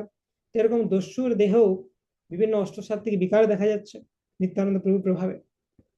চোর ডাকাতে হইল হেন ভক্তি, হেন প্রভু নিত্যানন্দ স্বরূপের শক্তি। তো চোর ডাকাতের এরকম ভক্তি হয়ে যাচ্ছে। নিত্যানন্দ প্রভু প্রিচিংটা কিরকম ছিল, ভজ ভজ ভাই হেন প্রভু নিত্যানন্দ, যাহার প্রসাদে পায় প্রভু গৌরচন্দ্র। তো এই নিত্যানন্দ প্রভুর ভজনা করো, যার কৃপাতে গৌরচন্দ্রকে প্রাপ্ত হওয়া যায়। সেখানে বলা হয় যে এরকম ভাবা উচিত নয় যে এ তো হোপলেস, এর কোনোদিন ভক্তি হবে না। কেউ এতটা পতিত হতেই পারে না যে নিত্যানন্দ প্রভুর কৃপা তাকে উদ্ধার করতে পারবে না। মানে কে কতটা পতিত হতে পারবে আর নিত্যানন্দ প্রভুর কৃপা, এই দুজনের মধ্যে কম্পিটিশন চলে। কেউ কেউ বলে যে আমি কত পতিত হতে পারবো দেখো, এইখানে পড়ে থাকবো, এখান থেকে তুলতে পারবে? নিত্যানন্দ প্রভু কৃপা হয় যদি মাইনাস ইনফিনিটিতে পড়ে থাকলো, আমি সেখান থেকে তুলে নেবো তোমাকে। তো সেটার কোনো লিমিট নেই নিত্যানন্দ প্রভু কৃপার। দস্যুগণ মোচনে যে চিত্ত দিয়া শুনে, নিত্যানন্দ চৈতন্য দেখিবে সেই জনে। বৃন্দাবন দাস ঠাকুর একটা আশীর্বাদ দিচ্ছেন, এই দস্যুগণের মোচন লীলা যে চিত্ত দিয়া শুনে, চিত্ত ইজ ভেরি ইম্পর্টেন্ট। কেউ হয়তো ঘুমিয়ে গেছে এখন, তারা কিন্তু পেল না সেই কৃপাটা। যে চিত্ত দিয়া মনোযোগ দিয়ে শ্রবণ করেছে, সে কি হবে? নিত্যানন্দ চৈতন্য দেখিবে সেই জনে। চৈতন্য নিত্যানন্দকে সামনে থেকে দেখবে সেই ব্যক্তি একদিন আসবে। হেন মতে নিত্যানন্দ পরম কৌতুকে, বিহরেন অভয় পরমানন্দ সুখে। তো এইভাবে নিত্যানন্দ প্রভুদা প্রিচিং কন্টিনিউ করছেন। ওকে, তো এই চ্যাপ্টারের বাকিটা যে পোর্শন রয়েছে সেখানে এই নিত্যানন্দ প্রভু বিভিন্ন অ্যাসোসিয়েটদের গ্লোরিজ বর্ণনা করা হয়েছে। তাদের কিছু কিছু অ্যাসোসিয়েটদের গ্লোরিজ আমরা আগে দেখেছি, আরো অ্যাসোসিয়েটদের গ্লোরিজ সেখানে বর্ণনা করা হয়েছে, কাইন্ড অফ সিমিলার। তো এইভাবে এই চ্যাপ্টারটা শেষ হচ্ছে, চৈতন্য ভাগবত অন্তলীলা চ্যাপ্টার 5। তো এখানে আমরা দাস গদাধরের লীলা দেখলাম, আড়িয়াদহ শ্রীপাঠ, খরদহের কিছুটা প্রসঙ্গ এলো। তাহলে একবার রিক্যাপ করি আমরা কি কি আলোচনা করলাম এখনো পর্যন্ত। নিত্যানন্দ লীলামৃত দেখেছি আমরা প্রথম 5-6 দিন। তারপর আমরা দেখলাম পানিহাটি, পানিহাটিতে দণ্ড মহোৎসব লীলা আমরা আলোচনা করেছি। রাঘব ভবন আলোচনা হয়ে গেল। ওকে, আড়িয়াদহ আলোচনা হয়ে গেল। বরানগর সেটা আলোচনা করেছি আমরা। তো বাকি থাকলো মহেশ এবং খরদহ। তো নেক্সট দিন আমরা খরদহের যে গ্লোরি সেটা শুনবো, নিত্যানন্দ প্রভুর আরো কিছু লীলা আমরা শ্রবণ করব, এবং তারপর আমরা মহেশের লীলা শ্রবণ করব, কমলাকর পিপ্পলাই এবং আরো দ্বাদশ গোপাল। তো এটা হচ্ছে আমাদের প্ল্যান। দেখা যাক যে অ্যাভেলেবেল টাইম আছে সেটাতে কতদূর কভার করতে পারি। নিত্যানন্দ প্রভুর কৃপা হলে কভার করা সম্ভব হবে। সকলকে অনেক ধন্যবাদ, অলরেডি অনেক লেট। তো যদি কোনো প্রশ্ন থাকে আমাকে পার্সোনালি করবেন। Thank you very much. Hare Krishna. वाञ्छाकल्पतरुभ्यश्च कृपा सिन्धुभ्येव च पतितानां पावनेभ्यो वैष्णवेभ्यो नमो नमः। अनंत कोटि वैष्णव वृंद की जय। वैष्णव ठाकुर श्रील प्रभुपाद की जय।